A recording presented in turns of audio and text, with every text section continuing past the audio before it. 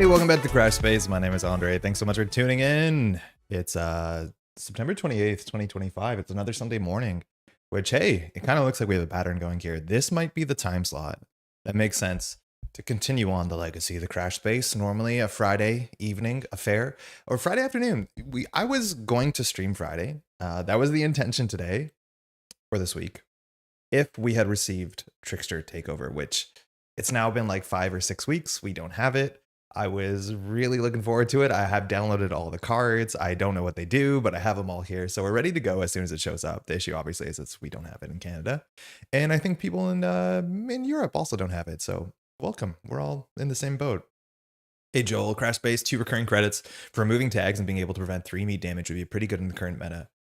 So the name of this channel is a reference to an old Netrunner card, kind of a joke, but that card never saw consistent play. And even in the first meta, like 2012, when the core set came out, Crash Base saw some amount of play because account siphon criminals would tag themselves. They weren't just waiting for people to tag them.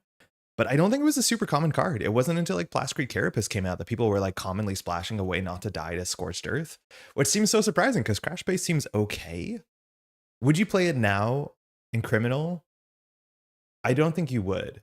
If you're planning to clear only 3 tags, I think you're just better off playing no free lunch. But if you're also worried about meat damage all the time, which I would put it at like maybe 40% of the time, maybe you would. I don't know. It's an interesting card though. It's recurring credits don't exist much. Well, they don't make, no, is that true? I guess we did get a recurring credit card in last set. Regardless, welcome back. Today we have a deck that I've built a while ago, and I don't know if I recorded any gameplay with this. I definitely didn't put up any gameplay. I know I was like rehearsing to do some gameplay for this, and this is a cable protection deck. There was a point in time where like every video that I was doing, every deck that I was playing was a protection deck. And so I thought like maybe you should slow it down. And so while we've been playing too much, arguably firepower aggression, we're back to some protection. And this is protection cable, which has an interesting hook in it. There's like one card in the cable deck that I think works really well as a protection staple, as like a backbone card to build the rest of the deck around. And I know I played test games with this deck, and I remember 2 things. Firstly, it was good because cable is pretty good. Generally, it was good. Secondly, it was trickier to play than I thought it was because you have like a sequencing and setup, and Cable is one of those heroes, like actually most heroes, maybe to some extent, in which you do build out in a pretty impressive way. Cable has a lot of cards that scale with the amount of player side schemes in the score area. And so at some point you do an attack for like 10, 12 damage. I don't know if they're capped. Maybe it's capped at 6. So your late game is really, really, really explosive. And that lines up well for me, someone who likes building and setting up a board state. So we'll see how it works out. Rora, happy Sunday. How's it been? How you doing? How's your weekend? Hey, Warhong, welcome. How's it going? Hello, welcome to the stream. Maybe I'm not sure if I'm familiar with your handle. Also, JS. Hey, everyone, how's it going? So let's do a little dive into what this deck is. I think it's organized in a way that makes up some amount of sense. I also want to say that the color of the stream is a bit different and the brightness is a bit different. I think the brightness is a bit better. Right now on my monitor, the color looks really gross. It looks kind of yellow and green and washed out. I think the monitor I'm on, though, just isn't very good at showing color. So apologies if this doesn't visually look as nice as it should. I am struggling with like setting up the new lights and trying to make it make sense. So let me know if it looks right now. It doesn't look great. I might have to do something later to fix that. Regardless, it's Cable. Cable has a 2/2/2 stat line, 12 hit points. That's pretty generous. That's pretty just good. That's a good spot to be in. 2 thwart is already really nice when you're playing solo, because every turn, if you thwart, you're taking away 2 turns worth of just that threat you accrue during step 1 of the villain phase. Now, Cable has a once per turn effect, limit once per phase effect, actually, and we're going to use that. We're going to try to fire this ability in every phase, the hero phase and the villain phase. It's something uniquely you can do in protection, and it readies Cable, which is really nice, because if you have 2 thwart, you clear side scheme, you're ready again, and that's just functionally free stats, and free stats is just good. We played Venom, and Venom just does a lot of good free stat stuff. Now, our backside, not super interesting. It does give us ability to some deck building, which is kind of fun. I like anyone who has interesting deck building. And it says you may include player side schemes from any aspect in your deck. Just historically, this was the first pack that introduced player side schemes, which was something that was, I would say, a long time coming. We had the exact same progression in Lord of the Rings, the card game, where player side schemes came out, and there was a bunch of cards that supported them. And then eventually, as we are now, they just come in without any fanfare, just as being like good cards that you can put in good decks. So that's good, because we have a whole bunch of player side schemes from all the different colors besides yellow. I don't like the yellow player side schemes in Justice. They're not that good, if you ask me. And our setup says that we can search our discard pile for a player side scheme and put it into play. So we have a lot of choices. Setup happens after you mulligan, which is nice, so you can see what you're missing, what you want. What's really interesting is we have a player side scheme that is part of our kit, and people have strong opinions about this, whether this is one you should grab to set up or whether it's one that you should just grab organically when it shows up. Techno virus organically. So we'll see. I'm not a big proponent of grabbing this as soon as possible because your, what's it called? Your obligation actually forces you to discard this. So spending 5 threat on this to get it to do its thing, and its reward is really good. You can lose it pretty quickly, which is not great. I love a 222. Yeah, 222 is super, super smooth. I'm like surprised going back to see how many of my favorite heroes have like really bad stat lines, like 1-2-1 stat line, 1-1-2 stat line. I don't know with the designers of Marvel Champions how they budget stat points. I would assume that there's 6 stat points and you allocate them like that. Like we see a lot of 1-2-3s, which is a fun stat line. But then, you know, you have favorites of mine, like what's his name? What's the archer's name? My favorite. Oh God. Arrow Man, who has like a 1-2-1 stat line, which is functionally a 1-3-1 stat line as soon as turn 1, but it's weird. It's really, really weird. Hawkeye. His name is Hawkeye. I figured it out. Yo, Cable. Hey, Snake. One of my favorites. Oh, it's gone. Sorry. Excuse me. Mind Scan. It's Hawkeye for sure. So we have a bunch of cards like this. So it says remove 3 threat from a scheme. That's already very good because when you play solo, a lot of side schemes have 3 threat. So this functionally just readies you for 2 as well. And remove an additional threat from that scheme for each side scheme in the victory display. So once you get your first one, the second one does 2 for 4 and then 2 for 5. And 2 for 5 is huge because you're clearing side schemes all the time. Now, mind you, Cable ready is not when you clear a player side scheme, but any side scheme. And player side scheme counts as side schemes, but also like play against Red Skull and you get a lot of work done. So very, very good. This card scales absurdly, and we have 3 of them, which readies us usually pretty good.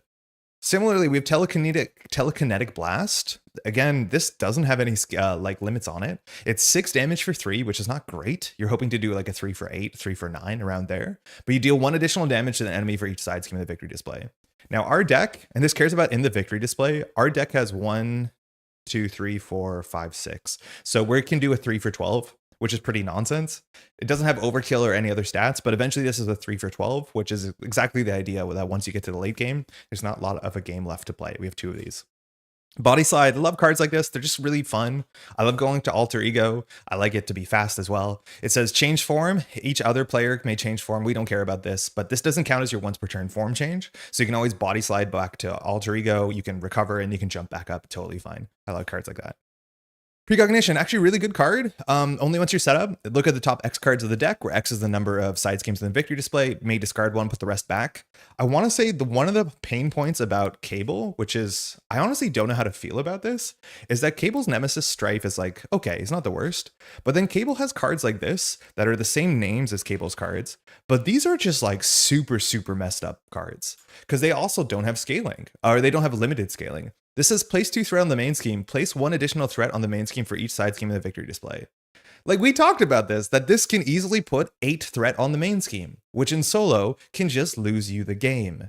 And so all I'm saying, and mind you, Telekinetic Blast is kind of similar, is that I actually really like Precognition in the mid to late game, particularly when Strife has added the other cards from Strife's set to the deck, because these are a disaster. This one says take 2 damage. This can do 8 damage. That can just kill you, and this can do 8 threat, which can also just lose you the game. I don't understand what I'm meant to do with these. Like, once they're in the deck, just good luck. And so hopefully your deck does not have 13 side schemes because you'll just lose the game when you draw a card that does 15 damage to you. I don't fully get this. This is the part of Cable that makes me really scared. The games where you don't have to deal with them, very powerful. The games where you do have to deal with them, like, just good luck. Hope you don't draw them. There's generally no good way to deal with them besides don't draw them. I don't know what happened to my message. I would love Cable. He's one of my favorites. I got a signed alternate art of Cable by Caleb Grace a couple of years ago at a Con of Heroes. Sorry about that. Not sure what happened. No, not at all. That's really, really sick.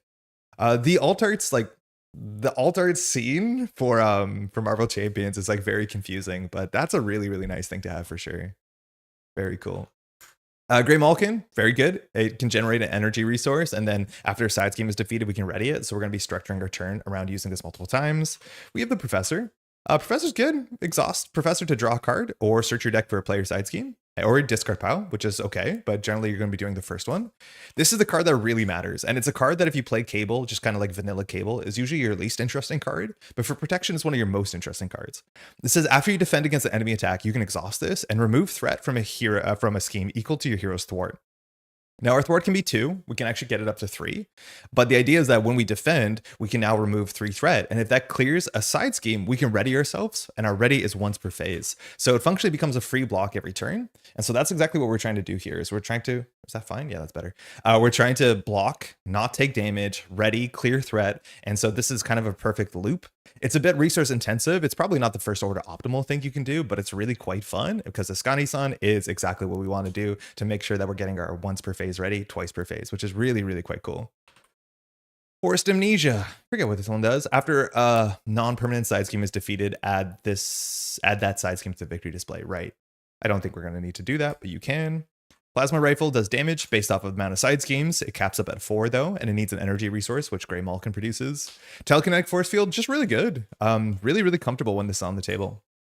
It just says when you take any damage, and you can attach this to any friendly character, ally, or hero, prevent all of that damage. It's really good. Mind you, most of the cards, or not all our cards, are both psionic and superpowers. So we have a bunch of ways to reduce their costs and get kickers. Like, there's really good traits on Cable's cards.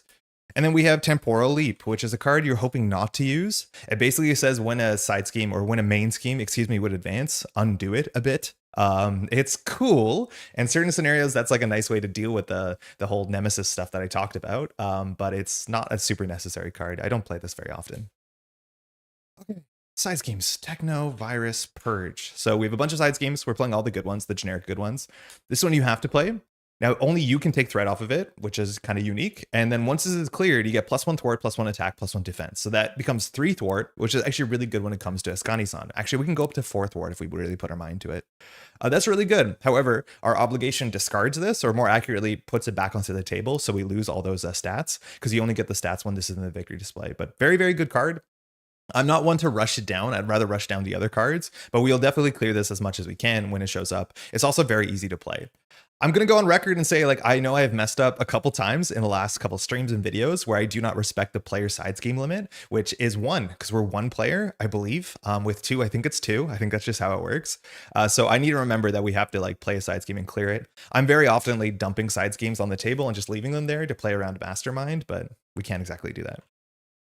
Call for backup, really good. It plays an ally, it puts it into play, and we have some really expensive, really good allies. This will fire any ally that says when it enters play, do its stuff. So Nick Fury is good.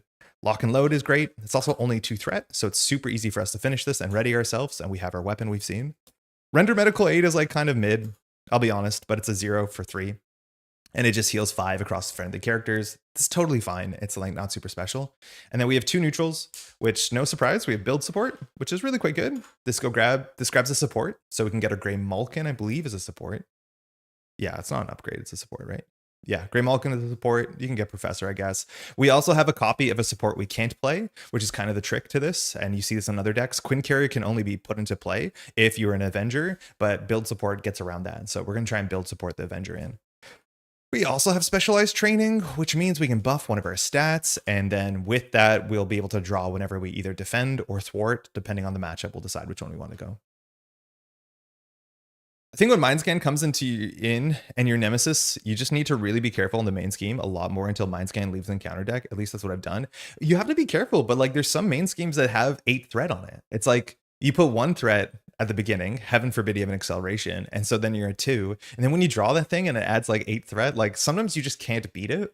I'm definitely a proponent of keeping the main scheme as down as possible when you're playing solo, just because you could also get like a double advance turn if things are really bad, but you do lack the agency to interact with it, and it's super, super, super brutal. Sometimes it's not possible. Marvel Champs is always quite circumstantial. Exactly. 4 allies, because we're going to be blocking ourselves. We're playing the classics, if you ask me, especially for protection. So we're playing Jocasta.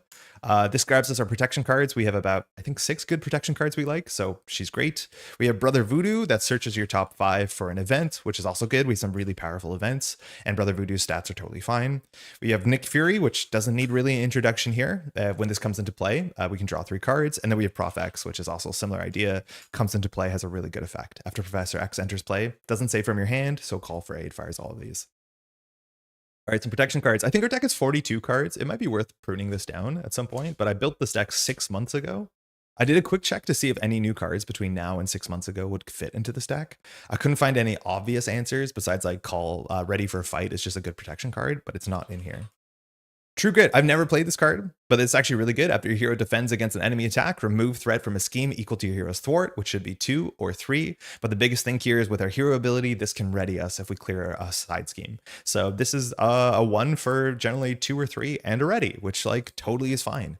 It's so weird to have a card like this in protection because a lot of protection heroes that you want to play protection in have low thwart. So finding someone who wants to defend, which eats their thwart stat, but then still gets a way to use their thwart stat, it's a really weird Venn diagram that's super narrow. So this is a cool way to use this card. This is the second printing of Not Today, and it just says when we defend, get +2 defense, and if we take no damage, remove 2 threat from a scheme, which again, with Cable's ability can ready us. So that's a nice, simple interaction. Not Today is okay. Unflappable. Oh yeah, cool thing too is what this is with Grey Malkin. You can pay for the 1 cost defense event, and then when Grey Malkin readies itself, you basically don't lose a resource because you just clear a side scheme, which is great. We have some protection stuff. We have Unflappable and Armored Vest. Almost need no introduction. Armored Vest gives us +1 defense. Unflappable says when we defend and don't take damage, draw a card. So just really good. Hopefully we don't take damage. We are, what's it called? A psionic deck. So we can play Scimitar. It's another weapon we can grab from our deck if we already have our other weapon. So Lock and Load does something.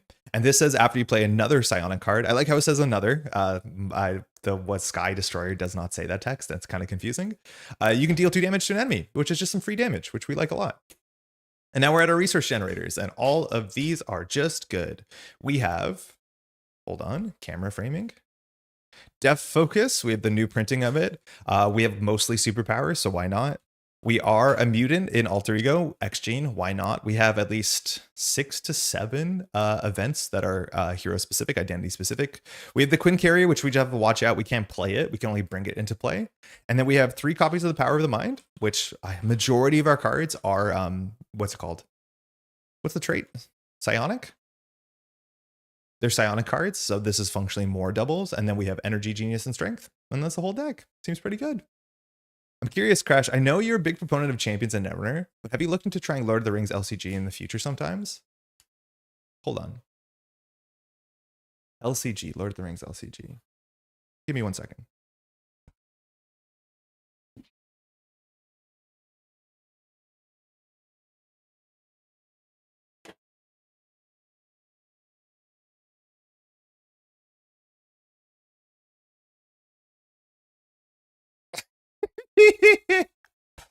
Got him. Yeah, I have like a lot of it.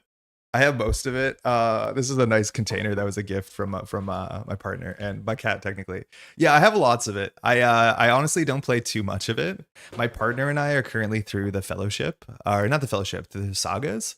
We lost a couple good hobbits to the Watcher in the Water, which was like a sad time. But yeah, no, I don't play enough of it. Just pulled out the whole stash. Yeah, this is everything besides like Nightmare packs, which was honestly beyond my time. I got into Lord of the Rings and I started collecting Lord of the Rings LCG during the pandemic. A really cute thing about this box, but you can see the sides, is that the sides have inscriptions in like the Elvish language, except they're all little cute things about my cat, which is kind of funny. But yeah, I haven't played it in a bit. My partner and I are working through a saga. I found this game to be more of a puzzle game than a lot of the other like LCG type things like Marvel Champions. It's something that I want to sit down and you have to like build around each scenario, and it's definitely interesting and really cool, and I want to have more time to play more of it. It is something that I'm not like, the problem is like the way that we set up things on this channel with all the card art. To be able to present a game, I have to spend a lot of effort first, and I just haven't got to it. But yeah, no, I've played hundreds of hours of Lord of the Rings LCG, but the majority of the content I haven't touched, right? Like there's huge sagas that I collected when it was going out of print, or expansions and campaigns that I just haven't touched, which is like a shame. But I don't feel bad about this because I'm going to live long enough to play all this at some point.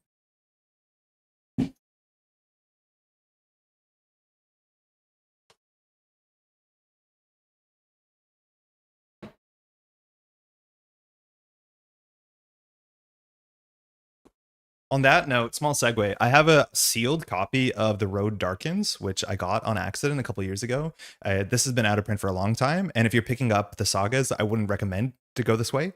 I'd go recommend getting the bigger boxes. But if you're watching this and you're looking for The Road Darkens, I will send it to you for whatever the shipping costs, because if you need this, you can have it. I don't need it, but I have one. Yeah, the last saga box came out earlier this year. I think that was the thing that we couldn't have. After we collected everything throughout the pandemic, the only box that we didn't have was the last box, the whatever, the one where like you actually throw the ring into Mount Doom. And yeah, finally now that the last Saga box came out, the collection is fully complete, which is kind of nice. Oh, I'm getting baited to pull out all my collections of stuff. Have you ever played Ashes Reborn Red Rain solo co-op card game? I have. So my good friend Patrick, who you might know if you follow the other channel, he's really big into Ashes and he collects everything. I collected all of Ashes. So I have a box of Ashes. It has a nice organizer too. I won't pull it out because we just already pulled something out.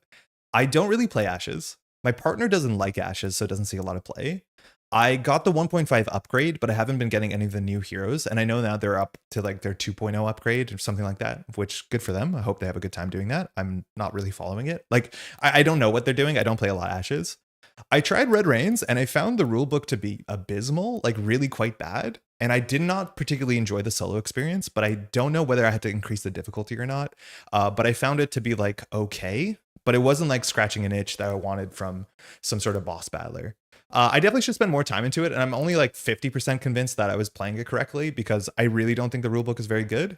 But yeah, I do have a whole bunch of all the 1.5 Ashes stuff to a certain point in time. If only we could swap Gandalf with Nick Fury. Gonna live long enough to play all this stuff at some point is me knowing every time I pick up an Arkham Horror expansion, knowing I play it once a year. Oh, that's a bummer. Oh man, yeah, I've been getting back onto Arkham. We've had to take a break. It's really good. If you try it again, I can help you with the rules. Oh, appreciate it. Thank you, JS. It was weird. It was like the rules about how to do an attack is like split between 2 different pages. I don't know. I was spending a Thursday night and I was like texting my friend Pat, who's like an expert on the rules. And it was a lot of work to try and figure out the rules correctly. I only have the remastered ones, but I wish I could get some of the older ones, but they're expensive. In Ashes or in Lord of the Rings? Hey, really quickly, and I don't want this to be a like, hey, you need more board game stuff, because you don't.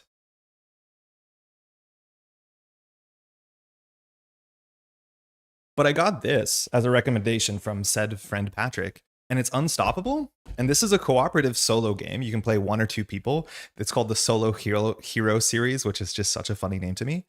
And this game kind of rips. Like, I've been playing a fair bit of it this weekend so far, and it's really interesting. I'll just show you really quickly how it works. This came out earlier this year. I think it was crowdfunded at some point, but Renegade's putting this out this year.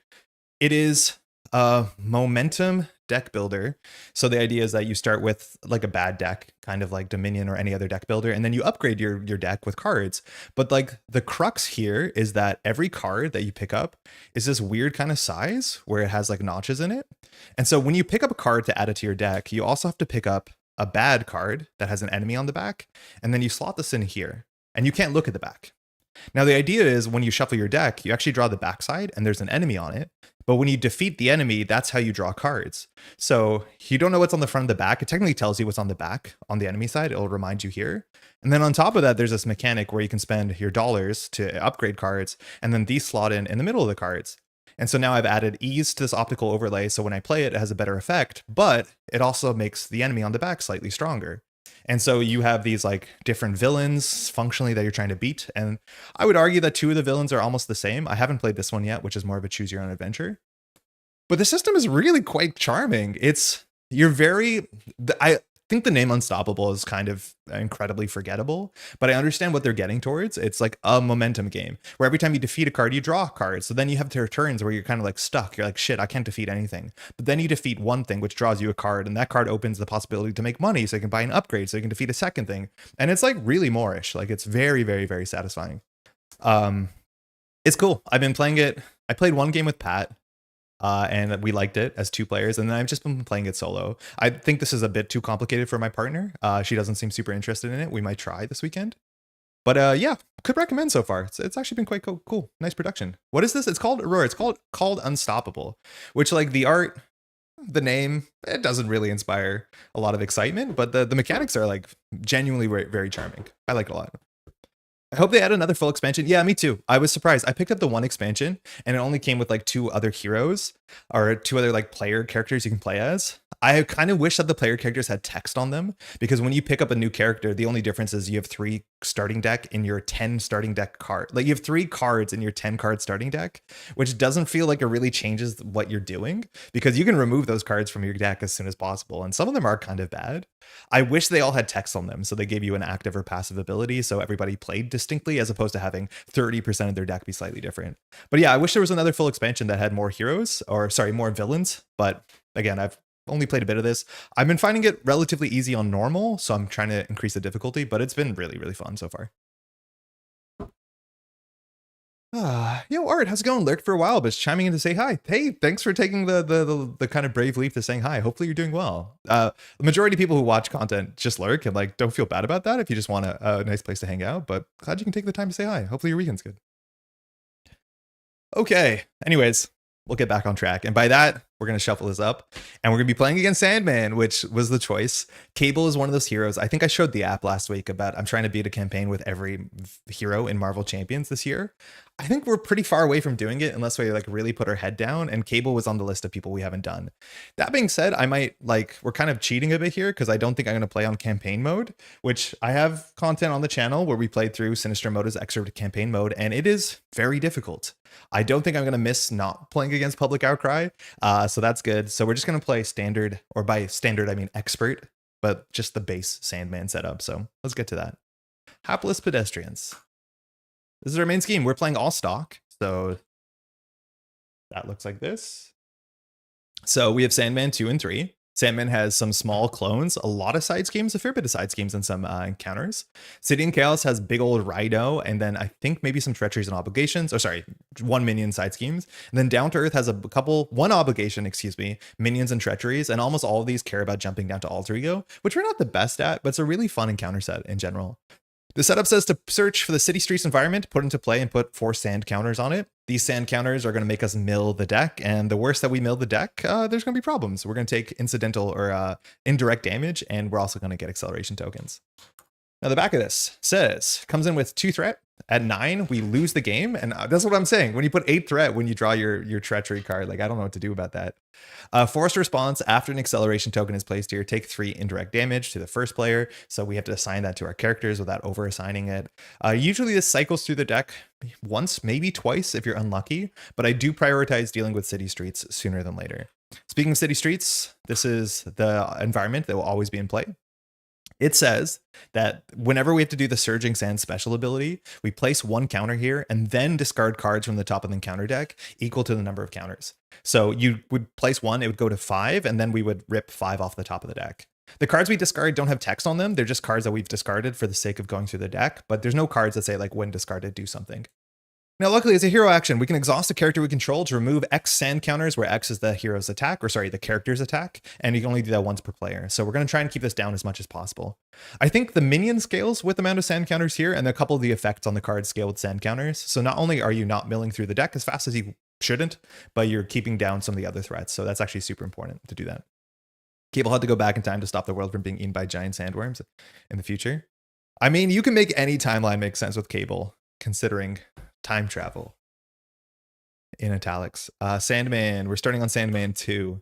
So we have 18 health. 3 attacks, pretty big. 1 scheme, not that bad. And when revealed, we have to resolve the Surging Sands. So just as we talked about, this goes to 5, and then we rip 5. So we lose Now or Never, Calling Favors, Sand Form, Caught Off Guard. Unfortunately, we didn't lose anything important. Like we didn't lose any expert cards. We didn't lose Shadows of the Past. It's nice when you lose an advance or something like that, but these were all kind of inconsequential. So not a great start.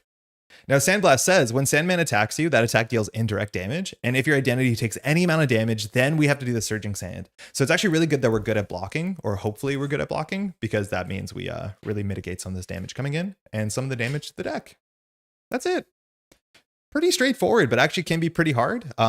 It's snowballs, or more accurately, it's sandballs. So we have to be careful. Let's give this a shuffle and we're off. Yeah, I went to bed way too late. Oh, so it was asked, what is the other channel? JS asked. The other channel is called the Metropole Grid. I should be able to produce a logo.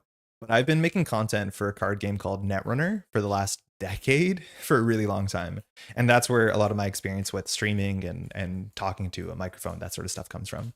Netrunner is a card game that you can play entirely for free. You might be already familiar with it to some extent because Fantasy Flight Games distributed it like an LCG between 2012 and 2018, and at that point they lost the license.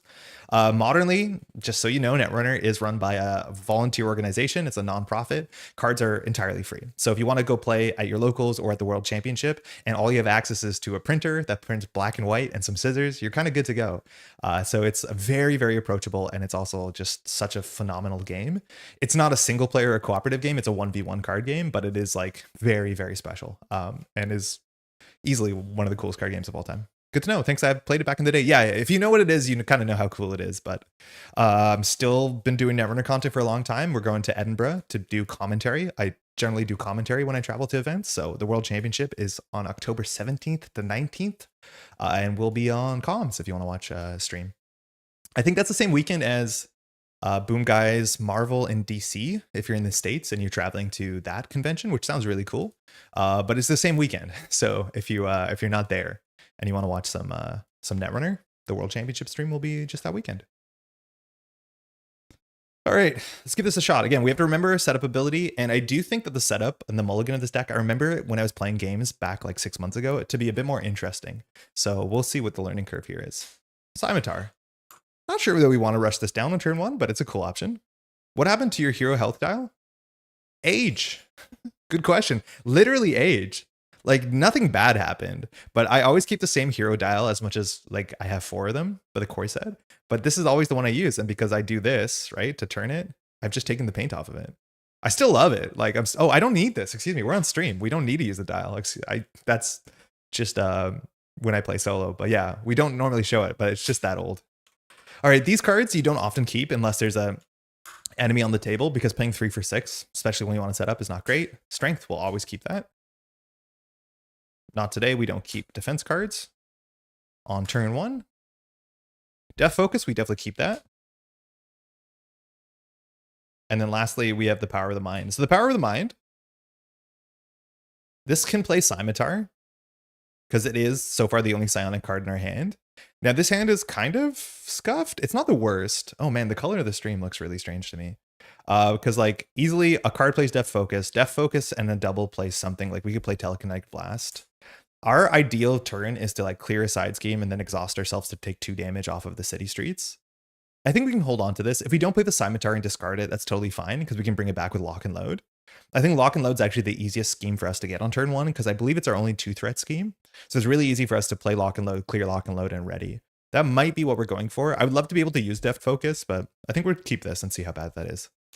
Okay, that's even better. That's Mind Scan. And this is perfect because Power of the Mind into Mind Scan, that is 2 for 3, or we can do Death Focus on a card. So this is 2 for 3, which means we can actually go for a more ambitious side scheme, like build support potentially might be a good start in. And we have Technovirus Purge, which I don't think we're going to rush out, because I don't like to. I don't think it's actually that important to get your stats up and then risk drawing into your obligation. All right, that's this card.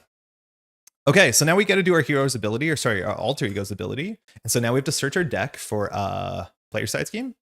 So I think we're just going to go for one of our 1 for 3s. So like build support is really nice. We also could, if we wanted to, if we needed an ally this turn, we could go for Call for Backup. That would get Nick Fury, which would draw more cards. It's also really good.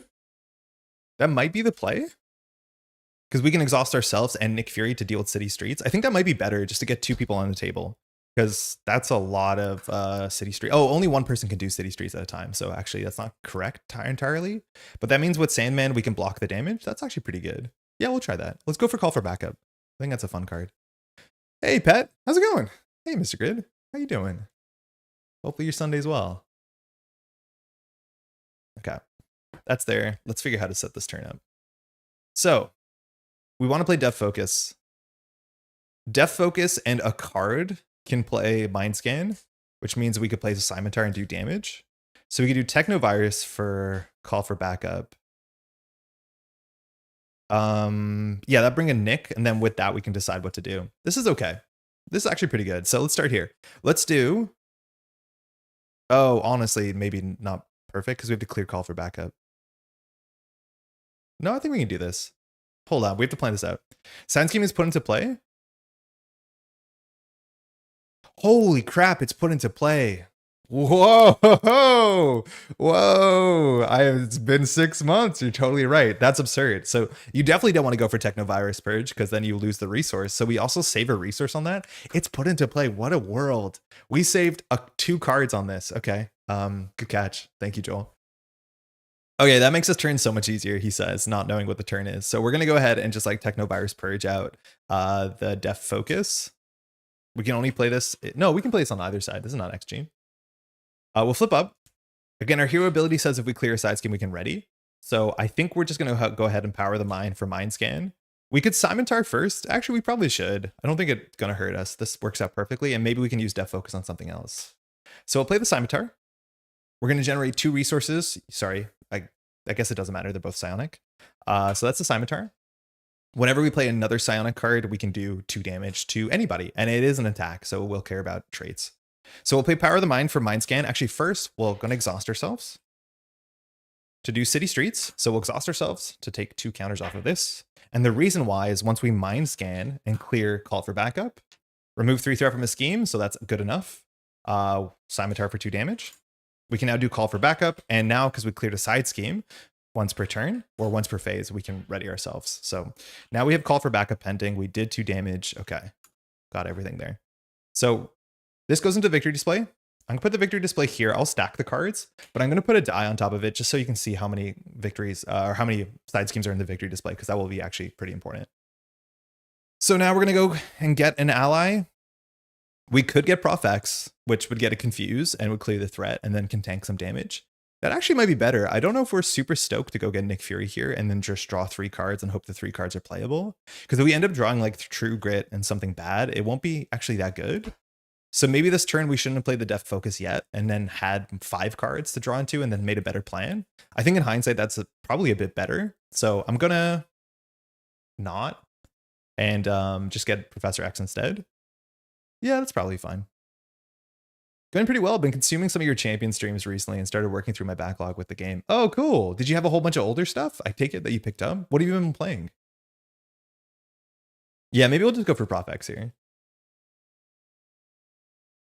So Prof X, after enters play, we can go ahead and ready an X-Men, which we're not. We're an X-Force. But instead, we're going to go ahead and confuse Sandman. All right, Prof X is going to thwart for 3, clearing the main scheme. I think with Cable, we're just going to go ahead and attack for 2, and then we'll pass. So results-oriented thinking, what 3 cards would we drawn up if we had Nick? We would have drawn into, okay, not Nick. We would have drawn into Energy. We would have drawn into Voodoo. So maybe we would have been able to play Voodoo. Might not have been the worst if we went for Nick Fury, but hey, we can still Nick Fury here. Not today. And True Grit. Okay, cool. So Sandman puts 1 threat here. Again, when Sandman attacks, the damage is indirect. And if any of that damage ends up on us, we have to do City Streets, which is pretty bad because we end up ripping 4 cards from the top of the deck. So that means if we want to defend here, we need side schemes in play. Otherwise, we can't do our ready effect. We want to be ready every round because we want to be able to deal with City Streets. But there's a chance that we can just block here and just be exhausted. And then we can use Nick Fury to do City Streets. That might be okay. We can take Sandman attacks for a lot. So we're definitely going to take some damage to us, which we don't want to do. So I think we will defend. And then ideally we take less than, if he attacks for 3, 4, 5, we need like a 1 or 2 boost, right? Because if it's 5 damage, we take 2, Prof takes 2. So we need it to be a 1 boost. Not great odds. Really not great odds. We'll try it. We'll defend for 2. So 1, 2, 3. Perfect. 3 damage. So we block 3 of that damage. So that's 2 damage. So we put 1 of the indirect damage we would take on Prof X, and then we don't have to deal with Sandman's attacks. And we lost an advance. Sandslide. I think this probably cares about the amount of tokens. It says place 2 counters on City Streets. Ow. Then resolve its Surging Sands ability. If at least 1 Sandman card was discarded this way, you're stunned. Okay, so then we do its ability. So this goes to 6. Love it. And then we have to discard 6 cards. We're very likely to discard a Sandman card. Assault, Assault, Advance. We shuffled this deck. I'm going to shuffle this deck again because that looked hella weird. I do not like what that looked like. That made me upset. I've been collecting since pretty much the beginning, but had only gotten to it, the tables, once or twice. I'm now playing through it chronologically, more or less, up through Red Skull and Wasp Ant-Man. Oh, cool. I'm really fond for some of the older stuff. Some of the heroes don't seem particularly well balanced, but like the older first cycles of heroes and villains are some of my most fond. Ant-Man and Wasp are really good. Red Skull is also just a great box on the hero villain side. I'm a big Hawkeye fan, which apparently I'm the minority there, which I don't get it. The guy has a bow and arrow. What can stop him? That was really strange. I did not like what that looked like. I tend to do a pile shuffle first, but this should be enough. Okay, 6 cards. 1, 2, 3, 4, 5. No Sandman cards. I guess we're not getting stunned. Weird. We lost the second advance, which is really good to know. We lost Underfire and Exhaustion, which are 2 of my least favorite expert cards. So while we still have Shadows of the Past in the deck, yeah, that seems fine. And Profex will leave. I enjoyed both Hawkeye and Spider-Woman from that box. Yeah, my partner loves Spider-Woman. I think she's pretty great too. But sometimes when my partner really likes a hero, I just end up playing less of them. So I just have less data to work with. But yeah, Hawkeye has always been my jam. I think Spider-Woman's like deck building is really, really fun. Okay. So if we look at our hand, we don't have a Psionic card. So we're just going to dump the cards that are unplayable. 1, 2, 3, 4 for Nick. We might not jump down this round because Nick is a really good chump blocker, but to some extent, chump blocking against Sandman is not what you want to be doing.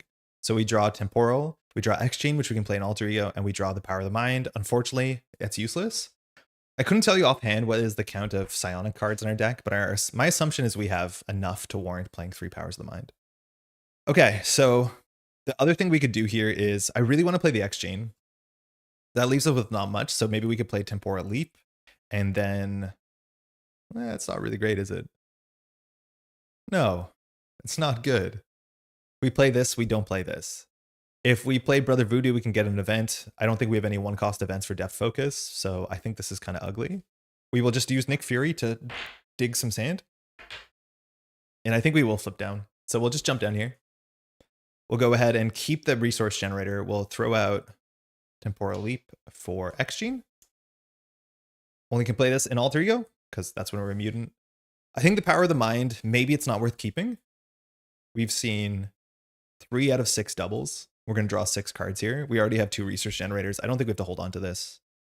I want to hold on to Brother Voodoo, though, because Brother Voodoo is just really good. And actually, Brother Voodoo sets up Power of the Mind well. Let's hold on to both of these.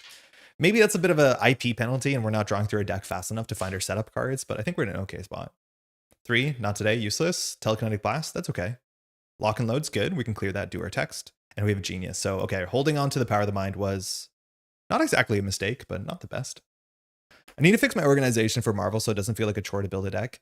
That was the most important thing to me. I put so much time and admittedly money into making the organization process as fast as possible. I've also promised that I'll never have more than 1.5 decks or 2 decks built at a time. So I'm not trying to deconstruct decks to build other decks, which is very good that I sit down and play a campaign.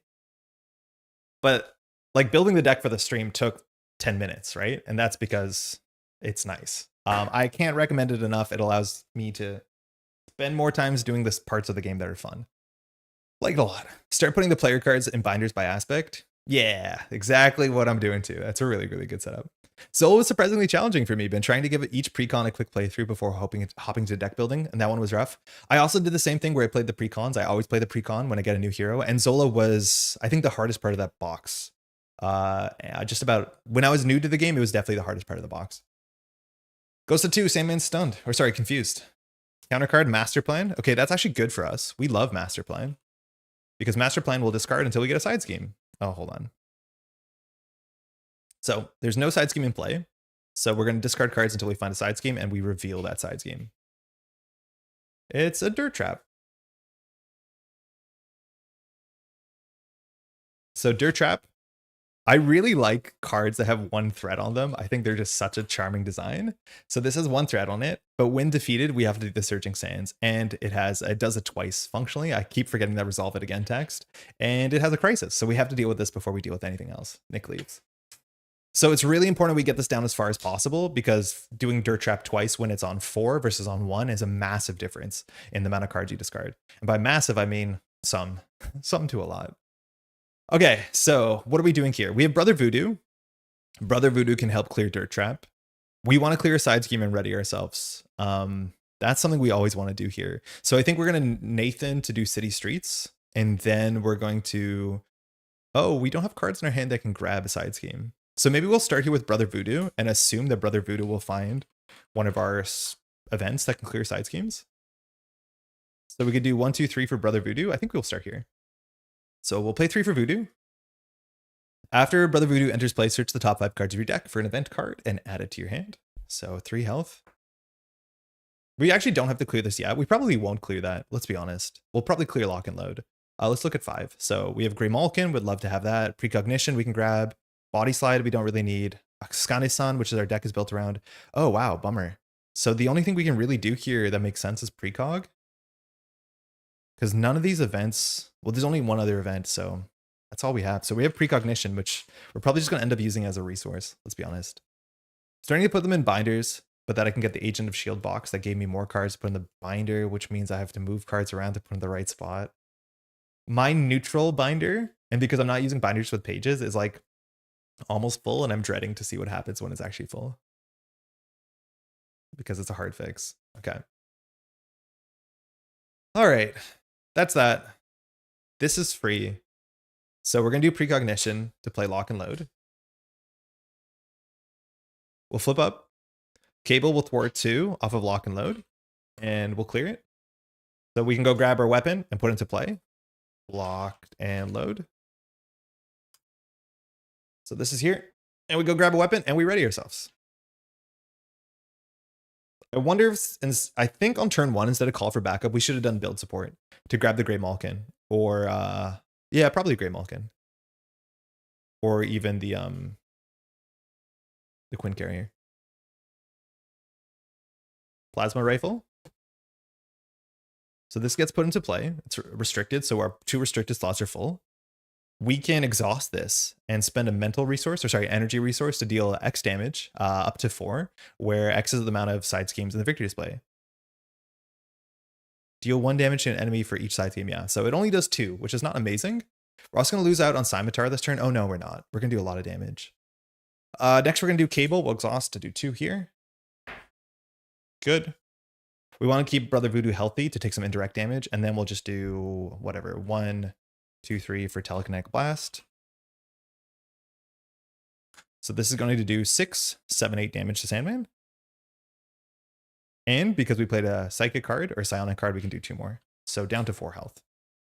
We're going to do a fair bit of damage. Actually, we could do... Oh, we can't do more damage. I wonder if we could have discarded our cards in another way, but we don't have the energy resource. In theory, the only energy resource we have is Telekinetic Blast. So while we had X-Gene floating that we also could have used to play Telekinetic Blast, I wonder if we mismanaged our economy there, but we should be good. All right, 1, 2, 3, 4, 5. We got our Askani'son. We have no defense events, which we would love to play, because we could easily block and clear that off if we drew a True Grit, and that would ready us, but so be it. This goes to 3. Sandman is attacking for 3 and a card. Again, it's indirect damage, and if we have to take any of it, we're in a bad spot. Can we... Are we allowed to defend here? I don't know if we are. I don't think we're allowed to defend here. Because then we'll be exhausted. If we're exhausted, we lose out on City Streets, which I think we need to do City Streets with ourselves, because his hand doesn't do it. We could block with Brother Voodoo, but it doesn't really matter because it's indirect damage. So if we hope it's a 0 boost, we're okay. Eee, not great. I really wanted one of our 1 for defend 2 cards. Yeah, I think we have to just take this. 3, 4, 5, 6. So this is 6 damage if that's indirect. So we can put 2 here, I guess, and then we can take 4 on ourselves, which means we have to do City Streets. So we put 1 here, and we mill 3 cards. We got rid of our obligation. That's good. Another Sandstorm and Volunteer Work. And we reveal Tidal Sands. So, hey, well, at least we have side schemes. This one comes in with 2 threats. Says 1 revealed, place X additional threat where X is a sound counter. So it's going to have 5 threat. If we can clear this, and we really want to clear it because Hazard Icon is bad.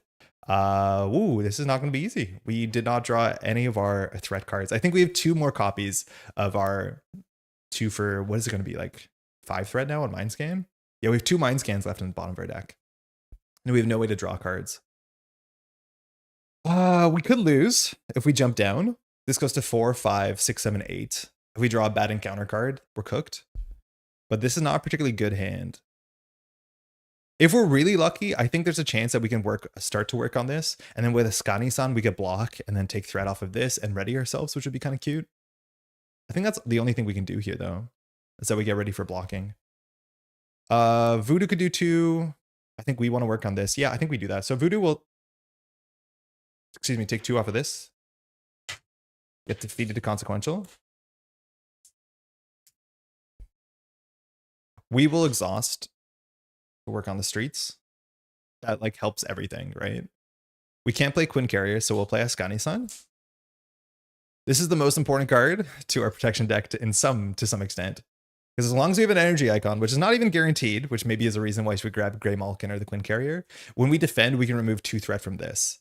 So we need to figure out how to remove 1 more threat. I think our hope is to draw into one of our defense events, which I think there's still 2 more in the deck, maybe only 1 more.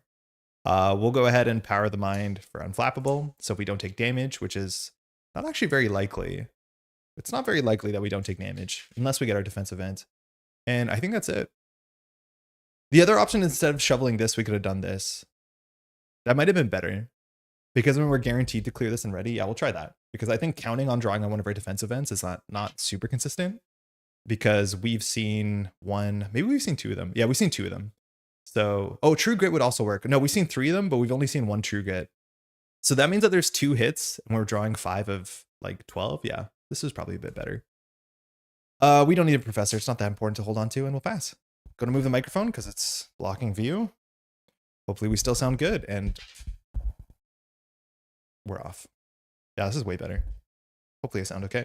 1, mind scan. We're looking for that. 2, body slide. Okay. 3, come on, Jocasta. 4, mind scan. Okay, when it rains, it pours. 5, build support.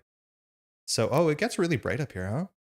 This is not the worst, but not the best. This goes to 4. Sandman's attacking for 3 and a card. We have no defense events, but we will still defend. We're definitely going to take damage. But I think for Askani'son, we need to defend, right? After you defend against enemy attack, yeah. So we're going to have to defend. Do we have energy resources in our hand? We do. It's perfectly 1 energy resource. Everything else is mental, so we can still do this. So attack for 1, 2, 3. 3 damage. Unfortunately, we take exactly 1 damage, which means we have to do city streets. 1, 2, 3, 4. Okay. But after that's done, we can do Askani'son, which says after you defend against the enemy attack, exhaust this and spend an energy. So we'll spend body slide. Remove threat from your scheme equal to your hero's thwart. So this will clear Tidal Sands before we draw the counter card. And because we cleared a scheme once per phase, we can ready ourselves. So at least that's something. Now we draw an encounter card. I was saying we haven't seen Rhino yet, and I don't know if we have the damage to deal with Rhino, but Rhino's here. Steady, shouldn't matter too much. 8 health, overkill, and piercing. He's a big guy. Breaking and taken. Okay. Deck is really thin here. Is almost no way that we clear Dirt Trap and don't deck out, because it should be clearing 4 into 5 or 3 into 4. So no matter what, well, no, maybe not. We have build support, which can grab the Grey Malkin. We have, I think we're really going to need the Grey Malkin here because we need to do the damage off the Plasma Pistol. I think we have just about enough damage. We just have to like do this perfectly. Because Plasma Pistol, Plasma Rifle will do 3 damage. We can do 2 damage for 5. Scimitar does 2 damage, 7. Maybe we'll clear this and hop down instead. Because Rhino schemes for 0, which is obviously nice. And Mind Scan can clear that. I think that's probably what we do. I think we do jump down. So we'll jump down, we'll clear, we'll shovel.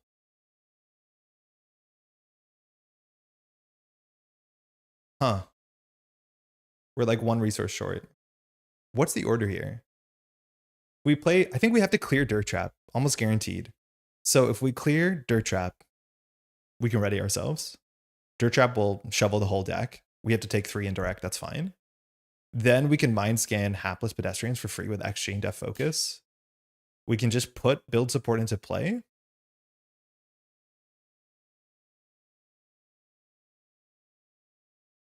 Maybe we only take 2 off of this, not 4. Because maybe it's more important we clear build support to get the Grey Malkin. Wait, we're drawing to the Grey Malkin like nearly guaranteed. 1, 2, 3, 4, 5, 6. Yeah. So we don't go for the Grey Malkin. I think we'd go for the Quinn Carrier. I did decide the neutral resources and Nick Fury were going into binders, just a box because there's so many copies. I don't know how many Nicks we end up with. I think you only end up with like 4 or 5. If I thought about it more when I bought the binders, I might have gone ring binders with pages. Yeah, we're almost getting there.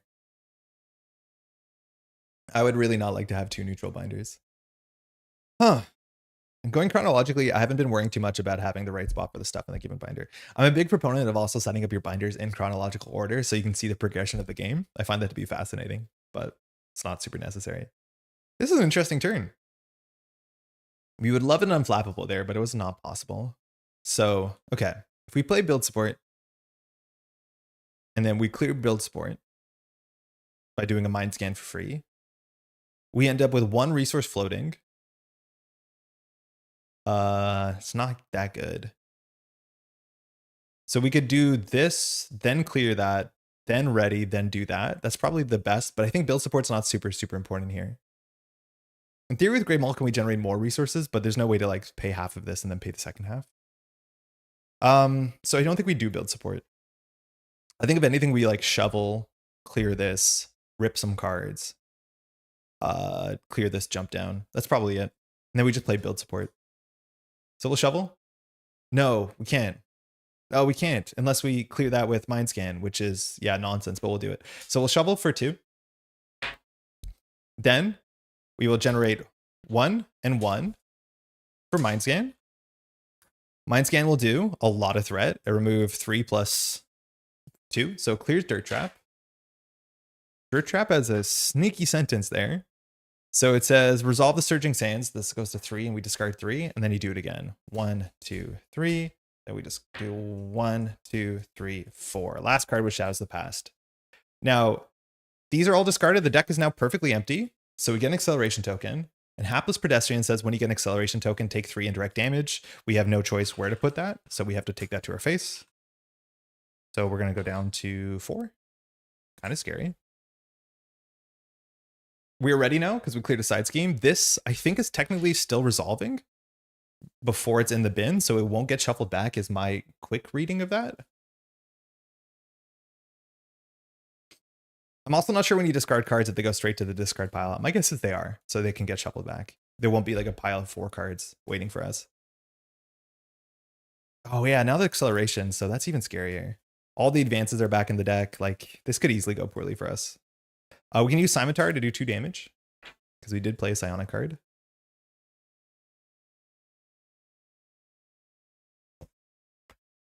Okay.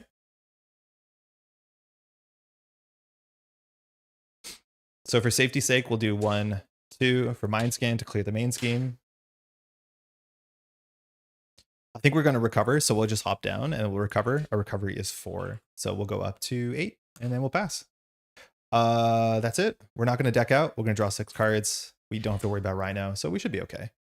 Armored Vest, render medical aid, okay. Forced Amnesia, whatever. Telekinetic Force Field's okay. Specialized Training is a good card. And did we not draw the Grey Malkin? We did not draw the Grey Malkin. It's in our bottom 2. Yeah, it's the next card. Huge bummer. That's okay. And then that's that. So this goes up to 2. Sandman is now going to scheme. It's only for 1 in a card, so not too bad. So 1, nice advance. Great. So this goes to 3. And then Rhino schemes for 0. Our 1 encounter card is Common Criminal. That's really good that we get this on Alter Ego side. It does have Surge, but if you get rid of this, you can remove 3 threat or draw a card. And that's pretty good. Gang Up, Surge. That would have been a terrible draw in the other mode. Assault, also Surge. Sand Clone, okay. So this one has health, or sorry, attack equal to the number of city streets. So it's pretty big, and when defeated, you have to do city streets. So for what it's worth, Nathan is not particularly good. Cable's not particularly good at dealing with a lot of minions. He has no like sweeper, so this is still gonna be bad.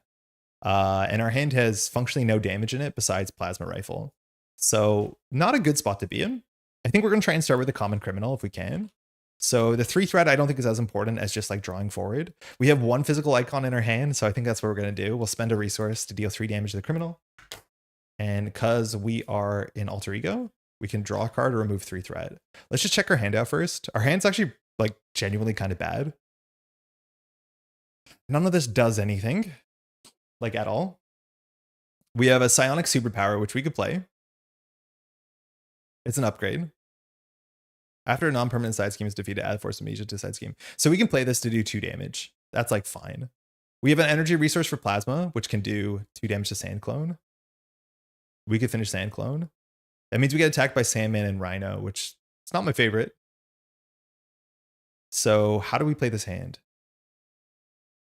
We want to put specialized training because then we can maybe block and then ready by Askani'soning this, which would be pretty good.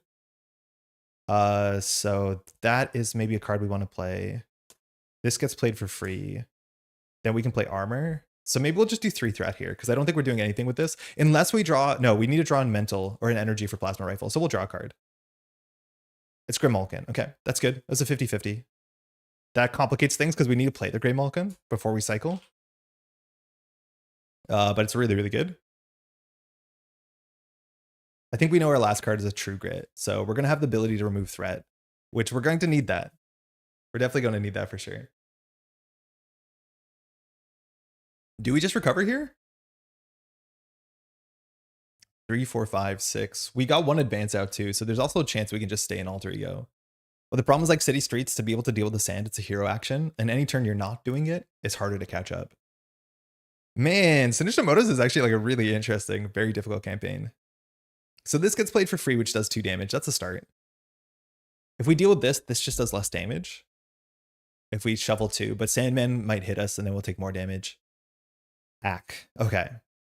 We can also just play Render Medical Aid, which we're more guaranteed to be able to clear to some extent. Because Askani'son will only clear 3 threat. Sorry, 2 threat. True Grit will do 4 threat.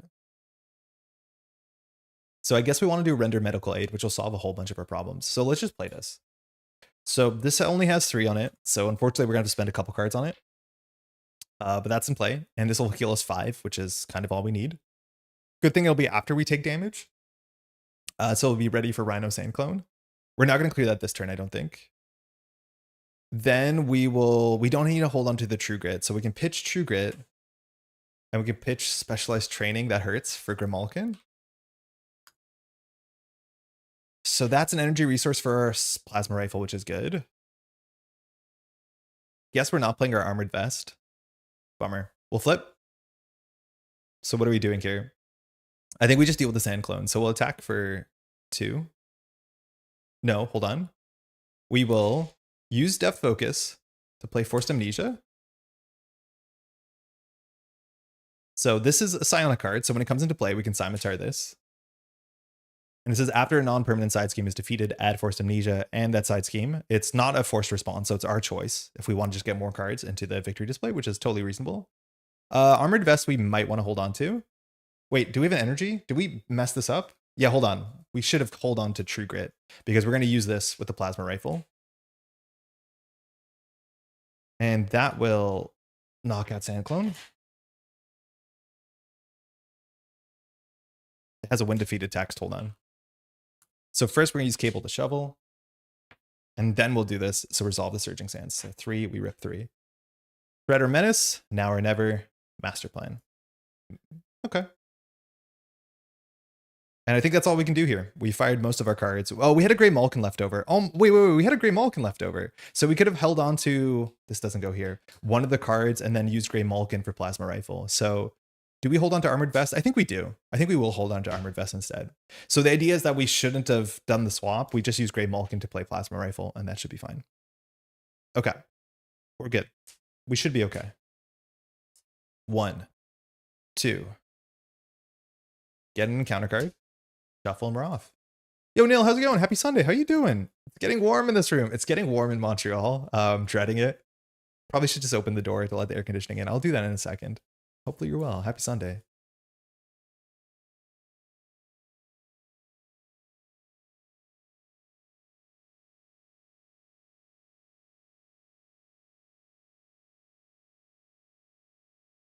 Take that or whatever it's called would be really good to minimize the damage. That, sorry, not today. 3, 4, okay. 5. It's definitely a hand you can have. Okay, so this goes to 5. Sandman is attacking for 3 in a card.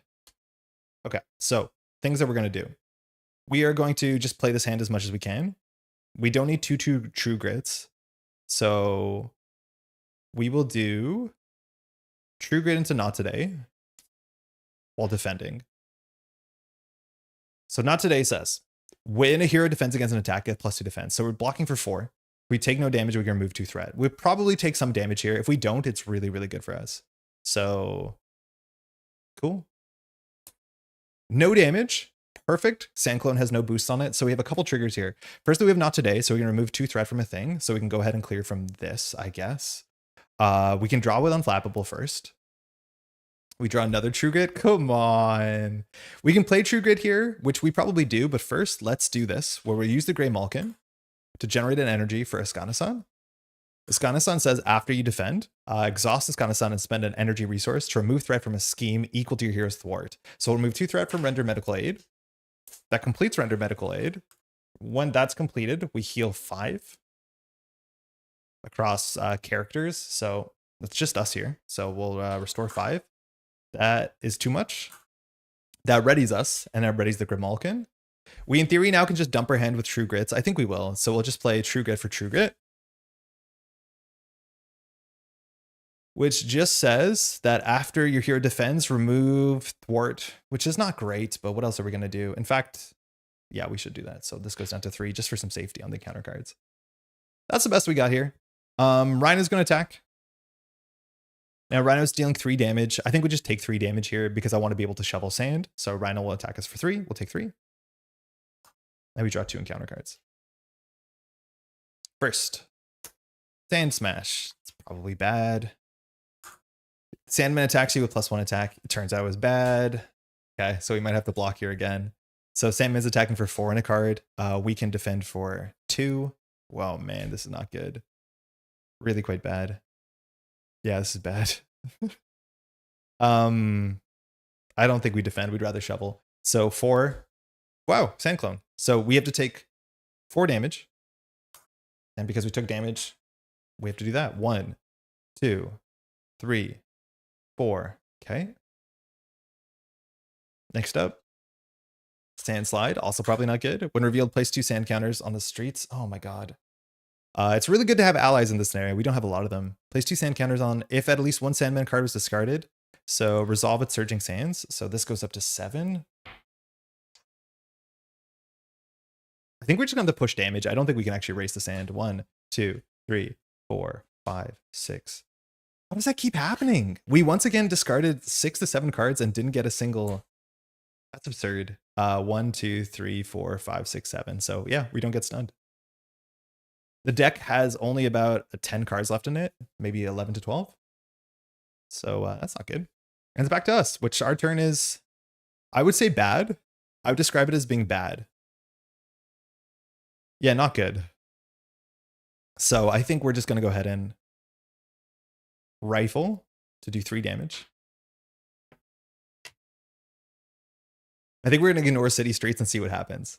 Like, that's the issue. I don't know if we can rush it anymore. It's way too much work. It got out of hand. So we'll thwart 2 on this. We'll just go ahead and play Armored Vest. Gives us +1 defense.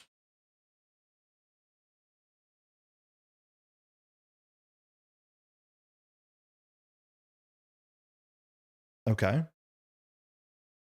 And I think we're going to hop down and that's it. Good luck us. 1, 2, 1, 2. Oh, that should have been exhausted, but that's all good. We drop. Let me just move this over. All right. Telekinetic Blast. That's good. That's good damage. That's 9 damage. We love that. Temporal Leap is fine for safety. Another Blast is unfortunate. Brother Voodoo's okay. And Precognition actually can set up the deck, which is nice. Because anything that scales off of sand counters is now going to be an issue. That goes to the 3, 1, and 2, 3. So we go to 6 of 9. This could be it. Rhino schemes for 0. Caught off guard, totally fine. So we just have to discard an upgrade or a support. I think Forced Amnesia is probably the play. And that's that. So not too bad. Okay, our hand has very little threat besides Brother Voodoo. We might have to recover because we took a lot of damage, it turns out. Yeah, we probably have to recover. Luckily, Plasma Rifle deals with Rhino, no problem, but we're going to have to recover here. I think Sandman 3 probably attacks for a bit more damage. What are we thinking? I usually put that down there. Precognition does 2 damage, which is a nice start.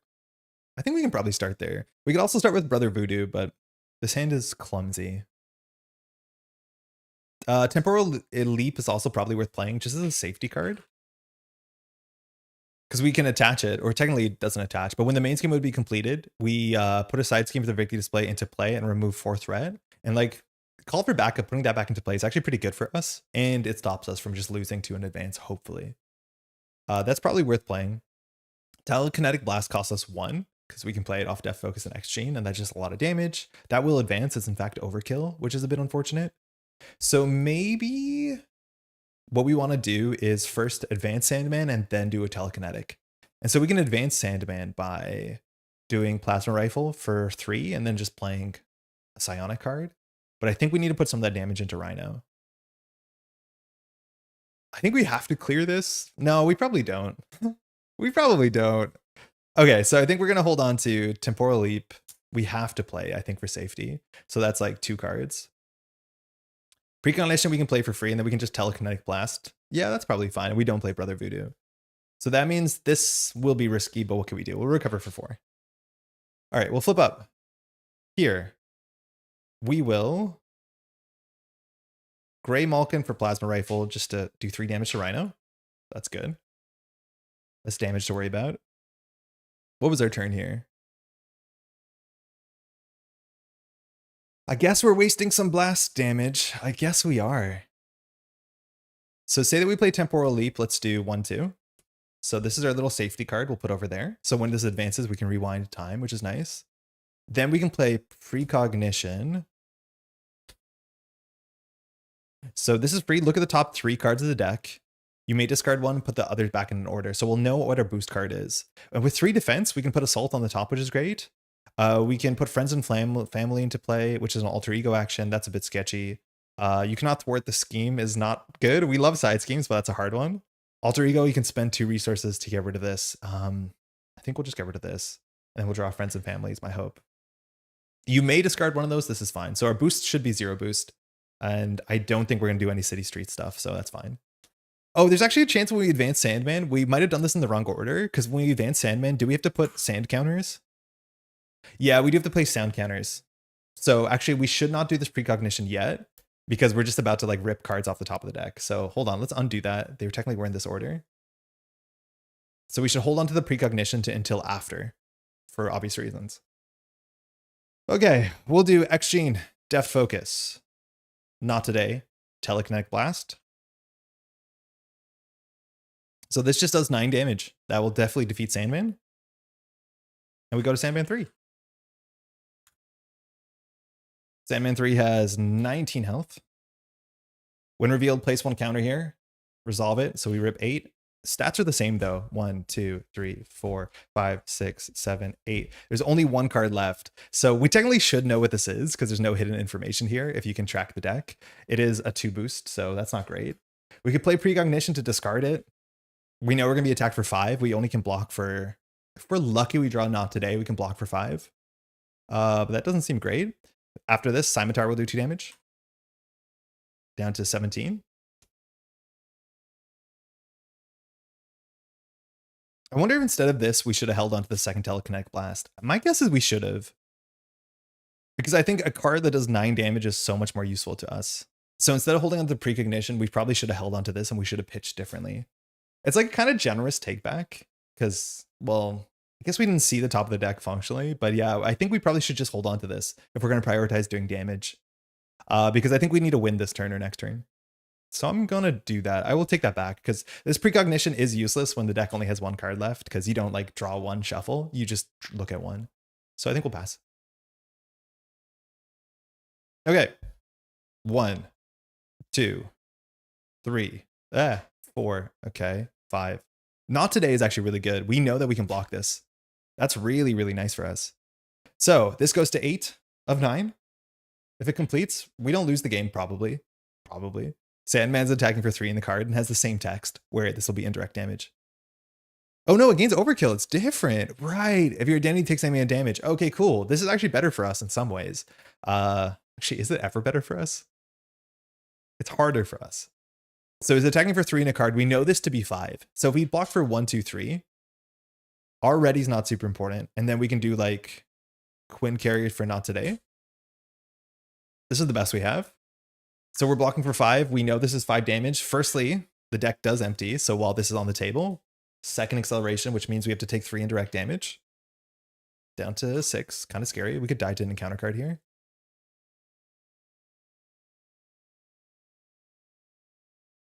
We're not going to clear a side scheme on this, so unfortunately we don't like ready and do anything cute.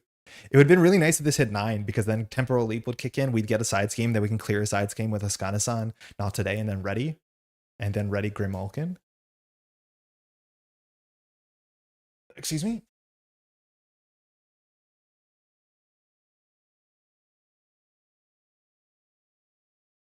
Okay. So we're blocking for 5. Sandman's attacking what we know to be 5. 5. So we can remove 2 threat because of not today. We take no damage, so unflappable, we can draw a card. Mind Scan's actually really, really good. Okay, so this is discarded. We took no damage, so we don't have to do any city street stuff. We draw 1 encounter card. Panic in the streets. So on theme. Panic says, treat the printed text box of each location support and each persona support as if it were blank except for traits. This is blank. Each location and persona. So it's only this that's blank. That's annoying because we would have fired it. It has 5 threat? Whoa. Okay. So we have some options. We actually might want to tactically Temporal Leap fire. Our hand has a fair bit of damage. This is 9 damage. Rifle is 12 damage. We are exhausted. If we ready ourselves, we can do 14 damage. I think we have to do what we have to do. I think we're going to let this go through. I think we're going to tactically Temporal Leap. Because if I have read this right, once this hits over 9, it'll go down to sub 9. And then we can get a main scheme, remove this card from the game, and put a side scheme in the victory display into play, which means we can target it with Askani'son, specifically if we get medical aid or lock and load. Lock and load is always guaranteed. So that's what we should do. Okay, so the question is, what do we do here? Because we can mind scan Panic in the streets. That will ready us. That seems good. So let's try this. So we'll do mind scan. We'll target Panic in the streets. So remove 6 threat. That's fine. We can ready ourselves. Technically, Grey Malkin's text, I think, was blank there, but that doesn't really matter. We've played a Psionic card, so we can Scimitar for 2. Cool. Then we can do 1, 2, 3 for Telekinetic Blast. We're going to send it straight into the only target we have. Telekinetic Blast. So this is going to do 9 damage. We're getting there. We're short. Wait, we're short 1 damage? Yeah, I think we're short 1 damage because this does 3, we do 2. We'll use Grey Malkin to do Plasma Rifle, which does 3 damage, 1 for every scheme.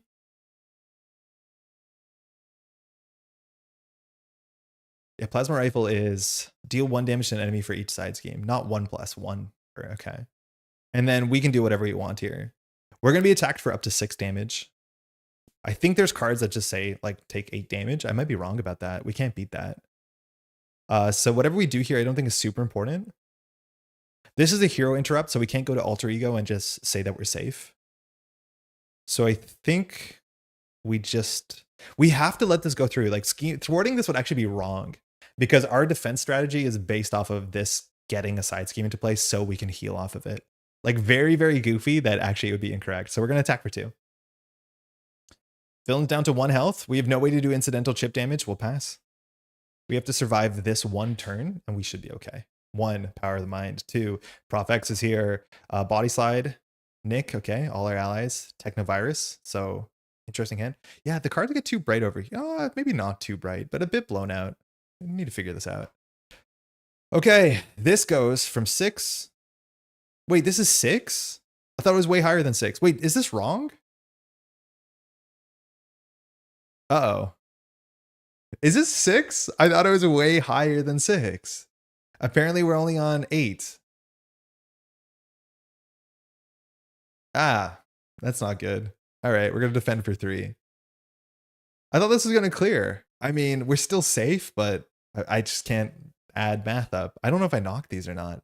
6 goes to 9? Oh my god, you're right. Yeah, it's perfect. It's perfect. It's perfect. Thank you. Yeah, it's 6 plus 3. So it goes to 9. So the thing comes in. So temporal leap is an interrupt. I'm assuming it happens first.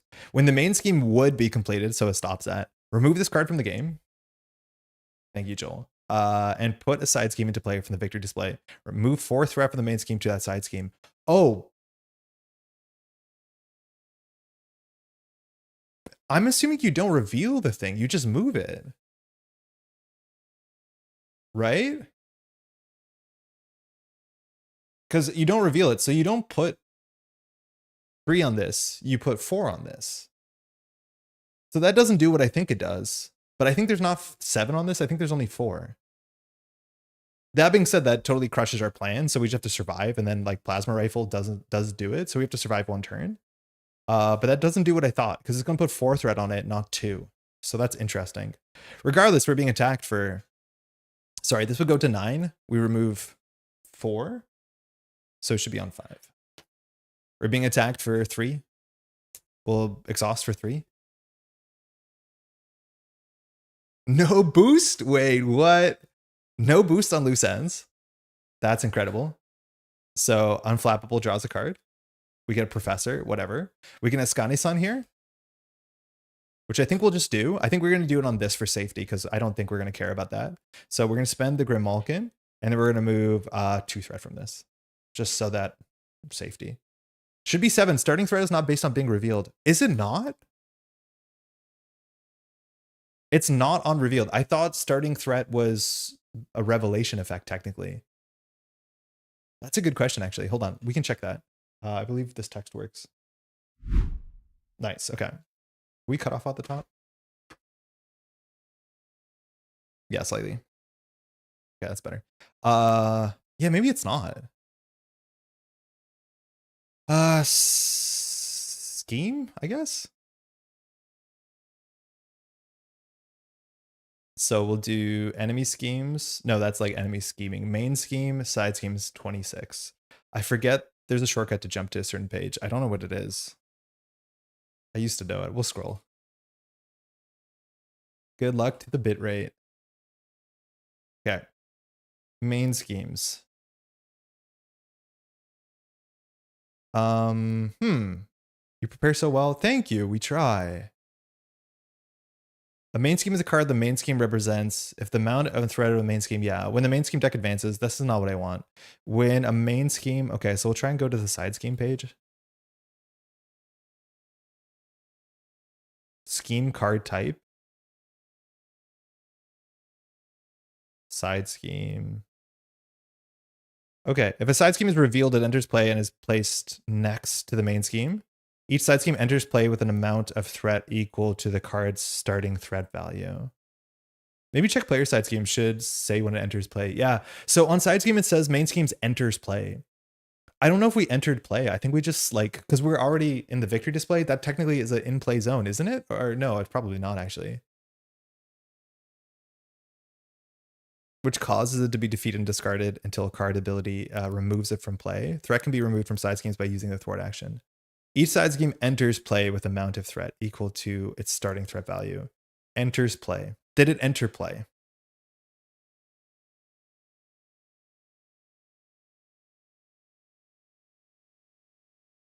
Enters play is going to have like 300 entries on it.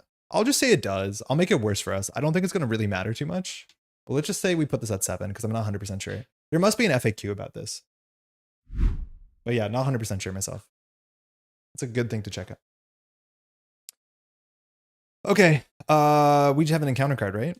We took no damage, we drew. We cleared threat from this. We have 1 encounter card.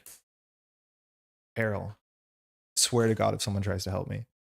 When revealed, choose to place 1 acceleration token on the main scheme. Exhaust a character control and spend 1 resource. We can't do that, so we have to do this. And this is forced response after an acceleration token is take 3 indirect. It's our turn. We will just spend an energy icon to do damage. We win. That was getting scary. This does 2 damage, which is just enough. We had a bunch of ways to do enough damage there. We could have played Nick Fury. We could have figured out to draw into a card that has the psionic text on it, which Mind Scan does it. So we could have got there for sure. But that actually was kind of scary close. That was not super comfortable. I don't think I've ever played it where City Streets has got this far out of hand, and it does get really bad. And I do think we made the right choice at this point to be like, it's at 8, just give up. Because the difference between milling 7 and milling 8, if you clear it, not a huge difference, it seems. We saw very few minions. Like, there's a bunch of those like sand clone guys. I think there's 4 or 5 of them. We only got to see 1, which we're not very good at small minions. Like 2 to 3 health minions outside of Plasma Rifle. Actually, 2 health is easy with Scimitar. Not the worst. Yeah, that was actually really quite close. All right. How much better will Venom be for us? Probably not better. Okay, let's give it a shot. It's a cool box, this box. I know it's a bummer maybe to show it off because it's been out of print for a while and it's hard to get, but there's some genuinely very cool villains in here. You put it back into play from the victory display. So it does enter play again. Which I guess that makes sense because that's when revealed would happen. So it should be 7. Yeah, okay. That makes sense. That makes it a lot worse that we can't cheese it with Askani'son. But Askani'son wasn't that good. This doesn't feel like a great protection deck. This feels like a deck that should just be doing better cable stuff, but then has some protection cards in it and is hoping to draw into them. I don't know. Because we're only half-assing the perfect block archetype. And then we I don't know. I do think a big part is also like figuring out what the card we should have pulled on turn 1 is. I don't think we should have pulled Nick Fury or Prof X because obviously we didn't do a lot with it. It was like really bad value. I think it's more likely that we should have pulled build support and then just done the Grey Malkin or Quinn Carrier, and then we're set up the way that we want to be. City of Chaos down on Earth. Let's do this. Last time that we did this on stream, after I was cleaning up, I found Gang Up was just tucked away with On the Run. So we played most of the day without Gang Up in the encounter deck, which like sucks. I tried to see in the replay if you could see exactly the moment where it happened, but I think 2 cards were stuck together and they got sorted, which is like really painful because you might know that after I finish a round, I go through and count every single stack to see that there's enough cards in there. Because then you make sure this doesn't happen. And for some reason, I specifically did not count the standard set, which I did at all other points. And that's how you catch this sort of thing. But because we're not cleaning up properly between rounds, yeah, I guess that can happen. Down, sand, sand, down, sand. Okay, cool. All right, let's do Venom. Fan favorite. So this is what I should be doing. Like this should be 7 + 3 + 1. 5, 6, 7 + 1, 2, 3 + 1. That's good. This should be 5. Good. This doesn't show up again. This should be 7. That's good. Okay, cool. All right. Really good that there's no what's it called? The one that the crowd hates us and we have to fight for their affection. This is Venom. Villain name Venom. It's good that he's back 2 weeks in a row. Let's go. Villain set 18. So this is what we're playing with. It's Venom. Venom comes in with toughness and steady. We have very little confuse. I think we only have Professor X, but toughness is obviously going to be relevant to everyone. We'll get to that one revealed in a second. Bell Tower is on the quiet side. For those who don't know, the Venom symbiote doesn't like these resonant sounds, so the Bell Tower is a nice way to attack. We start with Leave Us Alone. Okay, so we're playing stock standard on Expert. So we're going to have Venom. We're going to have Symbiotic Strength, and we're going to have Down to Earth. Down to Earth is a really fun one. Venom can attack a lot. This is an issue. We're not like a kind of a bad protection deck. We also don't have any Retaliate, and Retaliate's just a really good protection thing to do into Venom because you can increase the damage without actually angering Venom in a weird kind of edge case. And we're going to be playing all the basic stock stuff. So Bell Tower is into play, quiet side face up. Bell Tower, of course, has 2 sides. On one side, you get these chime counters, and then it flips when there's a 3 or more, and you have to flip as soon as there's 3. So if you get it to 2 and then do a big burst of damage, you can have more counters on the other side. And on the other side, the bell counter, the chime counters, you can use them, or you have to use them to prevent damage, but it also increases all the damage that Venom takes. So if you're low health, going to this side gives you some safety, but you also want to not take damage to stay on this side, as long as you can. Very importantly, this bell tower side, it cancels the damage you do to Venom. It's like exactly the same text, but targeting someone else on either side, which is kind of cool. It's really cute. Yo, HFT, how's it going? I feel like you used to play standard 3 pretty consistently. Curious to know why that changed. I think I was just taking a break to some extent. I do think, and I said this earlier, is that I don't fully understand how I'm meant to deal with Mind Scan and Telekinetic Blast in this set, because these are just like unusually bad cards for us, right? So Telekinetic Blast is just lethal half the time that you draw it, because you generally are going to draw standard 3, you'll get your Nemesis by the time you have like 3 or 4 cards in the victory display. And having an encounter card that just says take 6 damage does not sit well with me. Like, I don't think we have enough control over the encounter deck, let alone Mind Scan does the same thing for threat. Like, this is an encounter set that I just don't like, because once it hits the deck, it's just kind of like high variance, high punishment. Not my favorite. Strife on its own, I love to see Strife. Strife is really fun. Strife has all your cards and cancels them out. Like, I think that's really, really cute. I think the last person I played was Venom. We played Flash Venom. And Venom, if you draw, the worst time to draw a standard 3 when you draw your Nemesis is during the activation, and then you're stuck in front of you with 4 enraged symbiotes that attack you for 8 damage. These sort of spikes are something that I try and avoid when I play solo sometimes, but I feel like it's the same thing with Quick Strike. I feel like there's just certain heroes that I feel much more comfortable playing on standard versus standard 3. I think if your villain does not have Quick Strike, or if you're a villain not in the camp of if we draw our Nemesis, we lose. Sorry, I was meant to say Nemesis. If your Nemesis has Quick Strike, generally standard 3 sits less well with me, or if you're a Nemesis that like is kind of game losing when you draw it. Like, I played Valkyrie recently, and like I would not play standard 3 for Valkyrie, because the Valkyrie games that you win on solo are the ones where you just don't see your Nemesis. So you know how it is. Sometimes it's kind of all over the place. How are you doing by the way? I play with my friends, never use Bell Tower. Well, you should. It's so fun. It's really good. It's a nice tool. Like, you want to use it for sure if you can.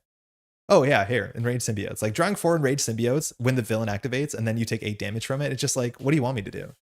I guess I lose. I don't know. I don't know also if this is meant to be, like, I wouldn't say an admission, but a way that you can deal with this is that they printed Target Spotter, which if you're playing solo is a nearly useless card, but it does prevent Quick Strike. So you can end up in the situation where if you have a Quick Strike Nemesis, or you have a Nemesis that attacks for like 14, say you're playing like Black Widow, you can play Target Spotter, and then when you draw the Nemesis in the worst case scenario, it can't activate against you after the villain activation, during the minion activation. And that's probably worth something. Like, maybe I should look into that if those are my problems, but hey, it's aggression card, so yeah, I don't know. For me, I think it's very much case by case based off of the Nemesis, and I feel like the last 4 or 5 heroes have all been standard instead of standard 3. I think overall standard 3 is just much cooler, because it gives you this like looming threat. It builds in better arc, as opposed to like, ooh, you drew your Nemesis on turn 1. Good luck. I think standard 3 is just cooler. I just really don't like how it interacts with Quick Strike. I don't know what are some of the cases the worst, like, oh, if you draw your Nemesis, you're cooked. I feel like Omega Red was just such a bad Nemesis. I remember that being a problem. Enchantress is just cursed when you're playing solo. Like, oh my god. Valkyrie has a fair few structural problems playing solo, and then Enchantress just is like, do you want me to multiply them? Because I can multiply them. So that's quite bad. I have played standard 3 with Venom before, and it's okay. Like, you can survive it. It's just you have to be prepared for it, and you have to play around it, which, like, that's cool. Not the worst.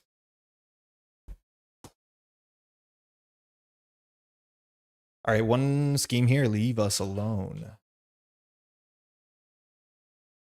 Hold on. Where are you? Okay, so it comes in with 2 threat. At 10, we lose.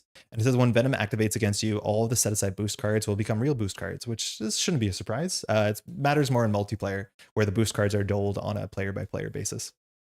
Yeah, if this hits too much, we lose. There's a lot of cards in the deck because of symbiotic strength that just says Venom activates again, or more accurately, I think, attacks again. So we can always risk it and jump down to Alter Ego, but we don't have a lot of confuse. But we can just die. It's not unlikely. I think even some of the cards say Venom attacks with +1. So on any turn, we have to watch out that we have to be able to survive the basic attack plus 6 more damage usually. which for a not particularly good defense preparation deck that only has 4 allies might not be the easiest thing to do. Okay, I'm going to take a 20-second break to open the door to let the air conditioning in. I'm going to blow my nose, and we'll be back in just a second for the mulligan. Be right back.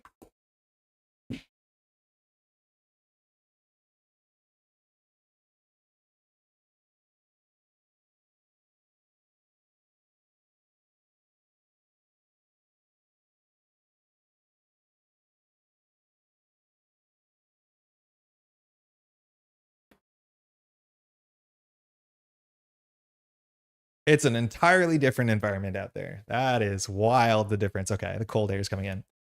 Let's give this a shot. Not my highest hopes, but hey, not the worst. Our alter ego puts the thing into play, which is good to know. We're starting here with Brother Voodoo. Not my favorite. It's nice to have an ally to chump block on turn 1, but don't love it. Precog. We never keep this, I think, on turn 1 because it literally does nothing. Not today. We don't keep defense cards in our opening hand because you just lose hand size to that. Mind Scan actually is worth keeping because this guarantees that on turn 1 that we can clear a 3-threat scheme, which means we can ready, which is very cute. So I think we will keep this almost always. It also means we can go and be a bit more ambitious when we grab a side scheme. Second one we won't keep. And then we have an energy, which is perfect. So we could try and keep Brother Voodoo. I'm not super stoked about it because the card that comes off of Brother Voodoo won't be very useful. 2 thwarts okay on this turn, but it's likely we'll thwart 2, and we'll also like take the toughness off. So I don't think we'll keep. We'll look for some more of our upgrades. Like we can get X Gene. That'd be good. Unstoppable. Okay. More. Blast is a bit awkward. True Grit's awkward. Depth Focus is okay. Okay, we can deal with this. And now we do our alter ego ability. Excuse me. So we can search our deck. And I think we have to be discerning which one we take here. Technovirus Purge did not show up in the last game, and I don't love grabbing it as our first scheme because you have to clear it before you play another scheme. So I want to get something on the table that we can clear immediately. We have 5 thwarting we can do, and maybe that's good enough that if we go grab Specialized Training on turn 1, we can clear it on turn 1, and then we'll be able to defend for 4, or yeah, eventually 4 while drawing cards. And I think against Venom, that's probably a good place to be. So let's try Specialized Training this time. It didn't show up in the last game. Really cool card. These cards that come up with like companion cards that only work together, sometimes they're really, really neat. I feel like the last one that came that gave you in leadership a bunch of like cheap X-Men allies, that one doesn't do it for me. This one definitely does. But I do like boosting my stats. I think a lot of the heroes I like have readies in them. All right, so it comes in with 5. And each player who defeats this, which will only be us, or each player at the table when it's defeated, go grabs a specialization. All the specializations give you +1 to one of the 4 stats largely, and says whenever you do something with that stat, draw a card. Which for us, against Venom, I think we're going to go for attack, defense, and boost our defense. Okay, so, sorry, we should have been an alter ego. Visually, we don't have +1 defense yet. So I don't think we have much to set up here. So we're going to flip up. We're going to thwart for 2. What is the card shield you're using? The sleeves. These are, I don't think I have the actual thing to show you, but these are just like the Game-genic mats. They're the best cross-section between quality and how cheap they are comparatively. You can get like 200. They come in a 200 pack if you are getting the right ones. They sell them in 100 packs, but they're much more expensive per card. But they're Game-genic matte sleeves, just the standard sleeves for the common size. I don't have the picture of the thing, but you hopefully should find them. They come in packs of 200. They're like $12 Canadian. They're pretty good for anything that doesn't get shuffled hard, like villains and heroes. I technically use dragon shields. It's a very small difference, but this is quite nice, but it is much more expensive to sleeve everything. Okay, we took 2 off of that. We'll do Mind Scan. So this will just do 3 straight. That will clear Specialized Training, which puts in the victory display. So first one there, that readies us. We'll go grab our, I think we're going to go for the defense specialization. So we're just counting how many are in the victory display. So there's 4 of these. Again, they all have similar text. They all are 2 cost upgrades, but you put them into play. You don't add them to your hand, so you don't have to actually pay the cost, right? Yeah, put them into play. So the one I think we're going to get, one gives you plus hit points. One gives you +1 thwart. It's actually not that bad, especially with Askani'son. One gives you +1 attack, but we're going to go for a defense specialist. So this comes into play. We get +1 defense. And once we make a basic defense, we can draw a card by exhausting this. So that's a good setup for us. Hopefully we won't forget it's there. We're now ready again. And so I think we're incentivized to just to do some damage while we can. The problem is when we attack Venom, and I don't think we read Venom's text yet. Hopefully we didn't miss something. It says, when revealed, search. Yeah, I knew we missed something. This actually might change the entirety of the turn, because I think Tooth and Nail has a hazard on it. Okay, hold on. We might have to redo all of this.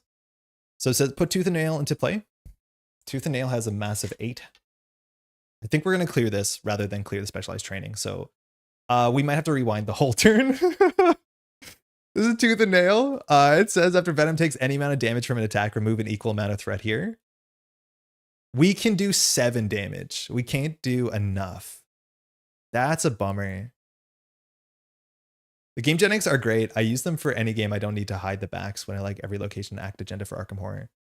Arkham Horror I did with like KMC hypermats that were also really cheap. They're harder to find and I honestly don't like touching them anymore. So I've been slowly changing to Dragon Shield. But when it comes to player cards, I only sleeve encounter cards. With player cards, I only sleeve whatever's in a deck. The thing is, like, for Arkham Horror, I build less, like, it takes me a longer time to build a new deck because it takes a while to finish a campaign. But for this game, I'm building a new deck, sometimes like twice a day. So I have to sleeve everything, or I felt like sleeving everything would speed things up. Okay, so how different could this be? So now we attack Venom to take the toughness off. And then we go ahead and do a telekinetic blast, which we would play focus first. That will do 6-7 damage, so this will drop to 1. That's unfortunate. That is unfortunate. So what we're going to do is we're still going to commit to this line and not take the take back and just hope that we top deck a True Grit. If we top deck a True Grit from here, we're actually pretty fine. I should read the rest of Venom's text here. The force says after you attack and damage Venom with a card you control, place 1 face down boost card here to your identity. So that means the next attack Venom will be attacking us after we telekinetic blast him for 7 damage will be pretty sizable because it'll be 2+2 boost cards. Notably, Bell Tower says when any amount of damage would be dealt to Venom by an attack, you may place it here instead. And Tooth and Nail, I think, actually cares about the damage going through. Tooth and Nail says after Venom takes damage. So if we put the damage on the Bell Tower to avoid Venom, we can't clear Tooth and Nail. So drawing into a True Grit is like not super likely, but I think we're just going to commit to this. I wouldn't have done this, but I think we have to lie in our bet that we made. Okay, so we'll do True Grit for Death Focus. Oh, I guess we could just hold on to the True Grit. That might be better. And just not play Death Focus this turn. Because the chance of drawing True Grit is like 2 and 5 and, you know, pretty bad. So I think we're going to have to take our medicine by just not playing Death Focus. So we'll do Death Focus into Energy. First, we'll attack for 2. That didn't do damage, so we don't have to do any of the text. And then we'll do into Telekinetic Blast. Yeah, I don't think we should roll the die. So we'll just do this. So this does 6 + 1, which is 7 damage. So Venom takes the 7 damage. And then for that reason, after Venom takes any amount of damage, reduce an equal amount here. So this goes from 8 to 1. We'll hold on to True Grit. If we top deck a True Grit, we'll be in a bad spot. Mind you, our health should be 12. That's going to make the game a lot easier, and we'll pass. 1, 2. Okay, that's a good way to heal. Not today. Oh, we got punished. We could have played it. Yeah, not today also works. It doesn't care for the main scheme. 4. Oh, no, it's only if we don't take damage. So this should have had an extra boost card. So this is actually better. All right, we have 5 cards. Venom has another boost card because we damaged it. And so this goes up to 3. And Venom is attacking for 2 and 2. We are going to defend for 3. We're not going to play Not Today because it's very unlikely it'll fire. Yeah, it's very unlikely it'll fire. Man, not having 3 thwart, like going for defense specialization, probably is going to cost us to some extent because it's so much harder for us to clear the 3 threats. But I guess with Askani'son, you want to work on them a bit and then ready them, but it's kind of awkward. So we're blocking 3 for 1, 2, 3. It's good to see gang up. Oh, this one gets attached, right? Now we're angry. Yeah. Okay. So we're getting attacked for 4 damage. This is 2 rage counters on it. I'll do purple die as much as red die makes more sense to me. The attacks gain overkill. And after Venom takes any amount of damage from an attack, we remove a rage counter here. So this is 1, 2, 3, 4. Overkill is worth keeping in mind, which means we take 1 damage. Now with Defense Specialist, after we defend, we draw a card. True Lock and Load. That's not bad. And then we want to play in response. True Grit. True Grit says after your hero defends an enemy attack, remove threat from a scheme equal to your hero's thwart. So we have 2 thwart, so we can clear Tooth and Nail before it pops off. That's good. And we can ready ourselves with Cable's ability. This is defense or protection cable. It's okay. Single card, threat or menace. You may change form. If you're in hero form, place 2 threat. If you're in alter ego form, you cannot change during your next turn. So this will go to 4, 5, 6. Our hand cannot clear threat. So I don't think we're allowed to do that. But this hand is really bad. It is unplayably bad. None of these cards do anything. Really quite bad. I want to emphasize this hand is trash. None of this is super playable. This is going to be at 5, which like kind of sketchy. We've seen 1 mind scan so far. There's 2 more in the deck.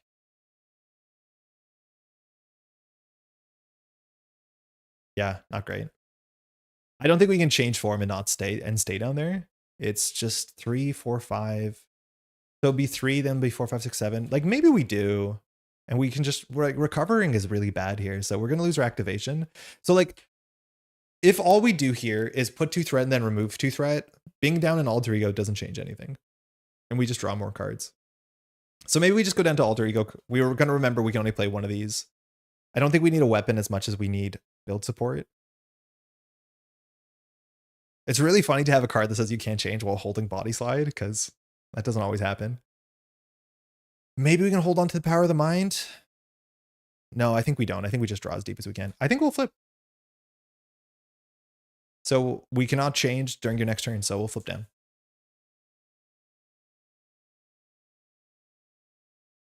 Yeah, this is okay. All right, this is us. We'll play body slide. We'll put build support into play. We're now committing to figuring this out before we go to the next card. I don't think we'll hold on to any of these. We'll recover for 1. Yay. And then we'll pass.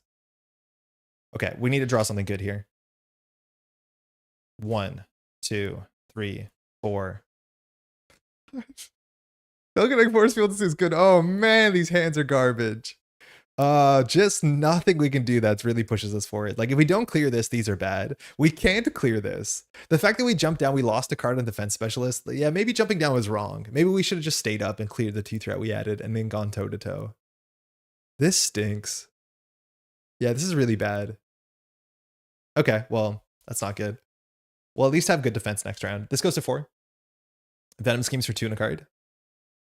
Star. Resolve this card when revealed, for whom the bell tolls. I think this just eats bell counters. Remove 2 charm counters. If it's on its quiet side, take 1 damage. Okay. So no functional boost. So we go up to 2. So we're at 6. Friends and family. I guess it's good that we're in alter ego. So it's an obligation. In hero form, increase the resource cost of every event you play and discard an identity specific card from your hand, which we can do. Unfortunately, our identity specific cards are pretty good. To each event you play. Okay. So these are identity specific events. We'd love to play force field because it allows us to tank a lot of damage and then we can attack into this. This is an issue. This we can work on slightly. I think we'll get rid of our weapon to get rid of this. So alter ego, discard identity specific card, discard this. Okay. We'll flip up. Oh, we should have recovered. We should have been on 12, right? Yeah. Oh no, we just took 1. We just took 1 because of the thing. So we'll flip up. That was a bad turn to jump down to because we lost our defense specialist. Okay, so we'll definitely play the force field. So this says the next attack. Don't. When a friendly character would take any amount of damage, discard this. It's an interrupt, so we can decide to use it. So we can see what the damage is and then decide to prevent that, which is really cool. It's not the next damage, right? When a friendly character would take any amount of damage, discard this. Yeah, so this is actually kind of optional. That's hella cool. So that's on the table. We'll go ahead and play our Armored Vest.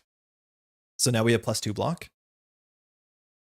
So we are 4 defense, which is kind of getting there. Still, it's a bit much for Venom can hit really hard.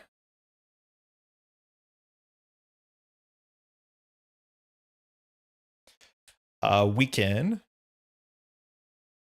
hold on to not today. I think we will, because then we can deal with build support and ready ourselves. So if that's the case, we'll just do 2 thwart off of this and see how things go. Kind of risky on this because they'll go 7. If we get an advance, we probably lose, but we're already in such a bad spot. I think we have to roll the die a bit. 1, 2. Grey Malkin, that's good. True Grit, that's really good. So now we can do 2 things. Prof X and X Gene. So we're not going to flip down, so we'll use X Gene to pitch. This goes to 7. Venom's attacking for 3 and a card. Now, to be able to use Not Today or True Grit, we have to defend. So we'll defend for 4. I think we will play Not Today. So we'll do X-Gene for Not Today. We can always play True Grit after. So now we're defending for 6. And if we take no damage, we can remove 2 threat, which can do build support to ready us. Which actually means maybe we want to throw out Grey Malkin. Maybe we'll just get the Quinn Carrier here and play Grey Malkin with this hand. No, I think it's... interesting. Like maybe we want to pitch Grey Malkin because when we clear build support, we can search our deck and discard pile. We just like specifically can't search our hand. So the Grey Malkin won't be a target. I think we do go for the Quinn Carrier because it's just harder to play. And it's like not as good all the time, but it's still really, really good. And then I think we haven't drawn the Quinn Carrier, so it improves our draw, which that's probably worth it. So we're blocking for 6. 1, 2, 3. Boost for whom the bell tolls, so we take a damage. Now, Not Today, I think only cares about the attack, not the boost card, but I could be wrong about that actually. So we took no damage. Not Today says when your hero defends, if you take no damage from that attack. I don't know if the boost card is considered part of the attack, but I am ready to be unfortunately wrong about that, because that would suck. I think the attack is the damage. I don't think the attack is the boost. I think we can do Defense Specialist now so we can draw. Imagine we drew into the Quinn Carrier. That would have been so bad. Okay, I'm going to say that Not Today fires, but I'm only like 70% sure. So we can remove 2 threat from build support. That clears build support. So that readies us. We can now put this over here. So this is higher. Boost counts, I think. World's Greatest Detective. No! Let me do a Google, okay? I'll do a quick Google here. Does damage from a boost count as taking damage from the attack? That would be awful. It's a huge difference here. I guess we just have to play True Grit. Damage from the boost ability does not count as damage from the attack itself. Hold on, AI overview. Go show me your source. The attack goes to the player's identity, whoever controlled. The resolve boost ability at the moment the boost cards are turned face up at the attack scheme is the last thing that goes through. Basically, the moment the attack is actually made, the ally is not there anymore. I don't understand what it's reading.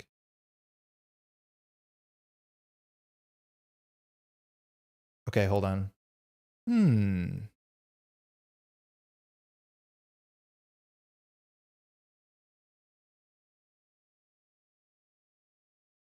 Yeah, I don't know. I don't think it is.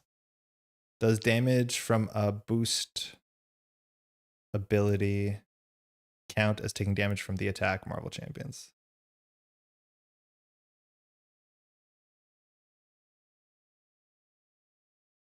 The AI thing says it doesn't, but what does the AI know?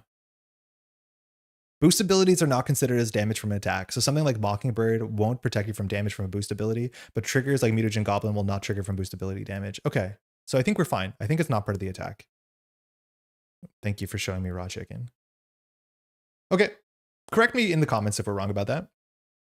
But we're ready. We've cleared that. We can go get a card, so we can search our deck for the Quinn Carrier, which I don't think we've seen yet. And we can put that into play, which this is a card we can't naturally play, but we can put into play. Which generates a wild. We could consider adhering to do True Grit. I don't think we do play True Grit here. Because if we play True Grit here, we can't play Prof X, but I think it's more important we play Grey Malkin. So we could True Grit here, actually. It only does 2 threat. It might be the difference between winning or losing the game, but in theory, we have a window here to do True Grit. I don't love doing a 1 for 2. That's just not very good. So I don't think we will. Hey, City. Yeah, we'll just pass. Encounter card. Assault. Okay. Not good, but usually isn't. So Venom's attacking us for 3 in a card. We're allowed to block again, but that costs us 2 threat. Mind you, Defense Specialist exhausts. So I think we just take this damage and we can like force field it if it's particularly bad. So here we want a big boost. So show 1, 2, 3. Boost on this. This is probably bad. That's good. It's good that it's bad. Unstable Sentience. The activation is attack. It gets +2 boost icons for this attack. It gains overkill. So good to know that's in the deck. There's a bit of overkill. So it's 1, 2, 3, 4, 5. We'll just go ahead and force field this, which prevents all the damage. And it's back to us. Does Cable have to manage the techno-organic virus in some way, or is he just a gun guy? Good question. So he has a card called Technovirus Purge, which if you play it, which is a side scheme, which is his thing, hey super not, you get stronger if you clear the Technovirus. That being said, he has his obligation card, which brings the virus back. So yeah, you do have to juggle it. Some people, when they play Cable, go out of the way to clear the Technovirus as fast as possible. Other people don't. I'm in the don't camp. If we clear it, we clear it. But yeah, you can clear it and it can come back. So that whole like narrative is totally baked into the character in a really cool way. Okay, Venom is steady. So dropping Prof X for the Confuse is like not particularly good, but Free Threat is kind of fine. I want to hold on to the Grey Malkin. Scimitar is an attack, which means it interacts with Venom both beneficially and unbeneficially in some ways. So I think we're just going to do 1, 2. No, that's not enough. So I think we just do 1, 2, 3 for Prof. We'll block our next attack and we'll hold on to the Grey Malkin. Prof X is here. 3 health. We'll do half a Confuse. It's the best we got. And we'll exhaust Prof to do 3 threat. So we're down from 7 to 4. Yeah, that sounds right. Cable can attack to work off of Now We're Angry. Oh, wait, we have overkill. We do have overkill in these attacks, so it's not even that good, Prof X. It's not the worst. We just paid 3 for 3 and half a Confuse. We're about to deck out, but half a Confuse is 3 for 3 worth it? It probably isn't. Yeah, I don't think it is. Well, let's not do this. 1, 2, 3. 7. Yeah, I forgot we have overkill. With overkill, it's like not a good chump block there. So if that's the case, maybe we just play Grey Malkin and Scimitar and call it a day. So we'll do 1, 2 for the Grey Malkin. Grey Malkin will generate energy. We'll play the Scimitar. So now we have one more weapon we can get to. And then we'll just thwart 2 on this. We need to deal with that. Scimitar will help us next turn because we can easily do 2 attacks. That's cool. I also just like saying techno-organic virus because it's funny. It is very funny. The whole era of X-Force is like, I don't know, this good mixture of takes itself too seriously and kind of inherently very goofy. Hey, Nick is here. Jocasta as well. We have the Temporal Leap, we have the True Grit, and we have the Telekinetic Blast. So this is the one card that can clear Now We're Angry all at once. We can also dump a lot of counters on Bell Tower because Telekinetic does 8 damage, which would be pretty good. We could still lose with an advance out of nowhere, but I don't feel like we're in good control. This might be a deck that we should play on Standard instead of Expert.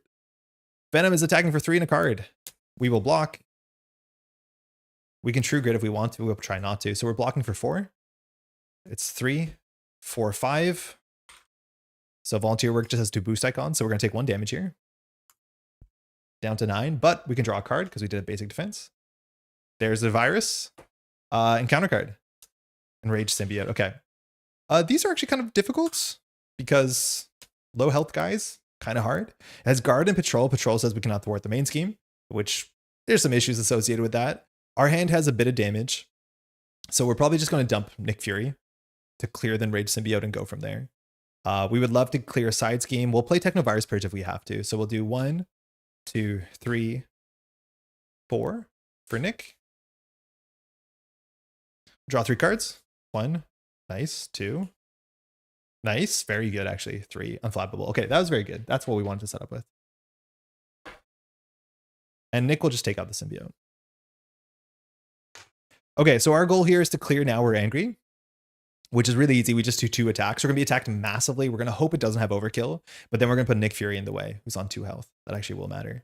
So what we're going to do is we're going to do Quinn Carrier, Power of the Mind into Telekinetic Blast, targeting our villain here.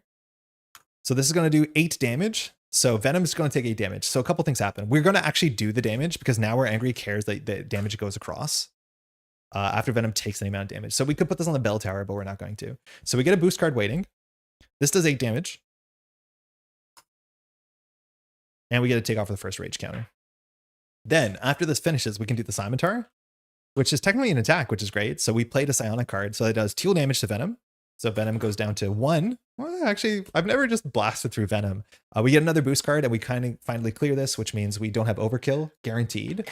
The deck does have 2 of these and some boost cards that have overkill. So we could still end up being in a bad spot, but that's a good start at least. That's good. So Venom's going to attack for 2 and 2 cards. We're exhausted. We could Mind Scan for 6. We could also just play Unflappable, which is not going to do anything this turn. But I think we just Mind Scan for 6 because that clears, or for 5, and that helps a lot. So we'll just do Mind Scan. So it does 3 plus 2 because we have 2 in the victory display, and that'll knock that out. So I think we're just about to deck out. Yeah, perfectly decking out, which is not great, but let's see. Yo, Pixby, how's it going? I've only played the base game so far, plus some homebrew stuff, but I found a bundle I'm getting in November with the most expansions, so we'll go back to previous streams then. Yay, that's awesome. I'm glad you're getting into this. There's always like people moving collections for many reasons, but I'm glad you could find something that makes sense, because some of the old stuff is just frustratingly hard to find. And as someone who's into card games, you know, sometimes you just want to collect everything. So we draw 5 cards.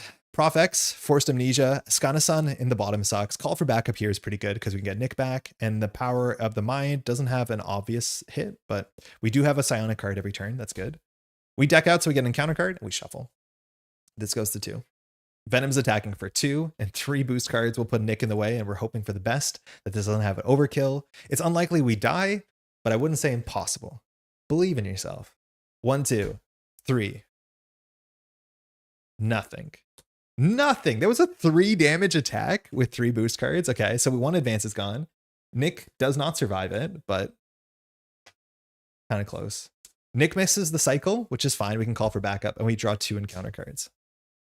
Master plan. Okay, honestly, sometimes we don't care that much about it. Place 4 threat on each side scheme. If there are no side schemes, discard until you find one. We love side schemes. Our name is Cable. I don't think our hand has that much thwart in it, but I think we can make this make sense. We have only 2 thwart. Actually, maybe it doesn't make sense. With call for backup, no, because I'm with the clear call for backup. Yeah, actually, maybe not great. Hold on, I just need to finish this. The thing about Marvel Champions is like a lot of the base set, the core set, I don't think sold me on the game that well. It was only when I played some more complicated heroes, I'm like, wait, this is really, really cool. Because a lot of the base set is like playing Arkham base set. It's like, yeah, knife is fun, I guess. There's a Technovirus. Last advance is out, which is huge. Lashing out. This is another one that has massive numbers on it. But if you do damage, you take off threat. It's just not a great spot when Venom's on 1 health. Lashing out. Response after Venom takes any damage, clear threat off of this. And it has an acceleration, which is not the worst. Caught off guard. Okay, that's fine.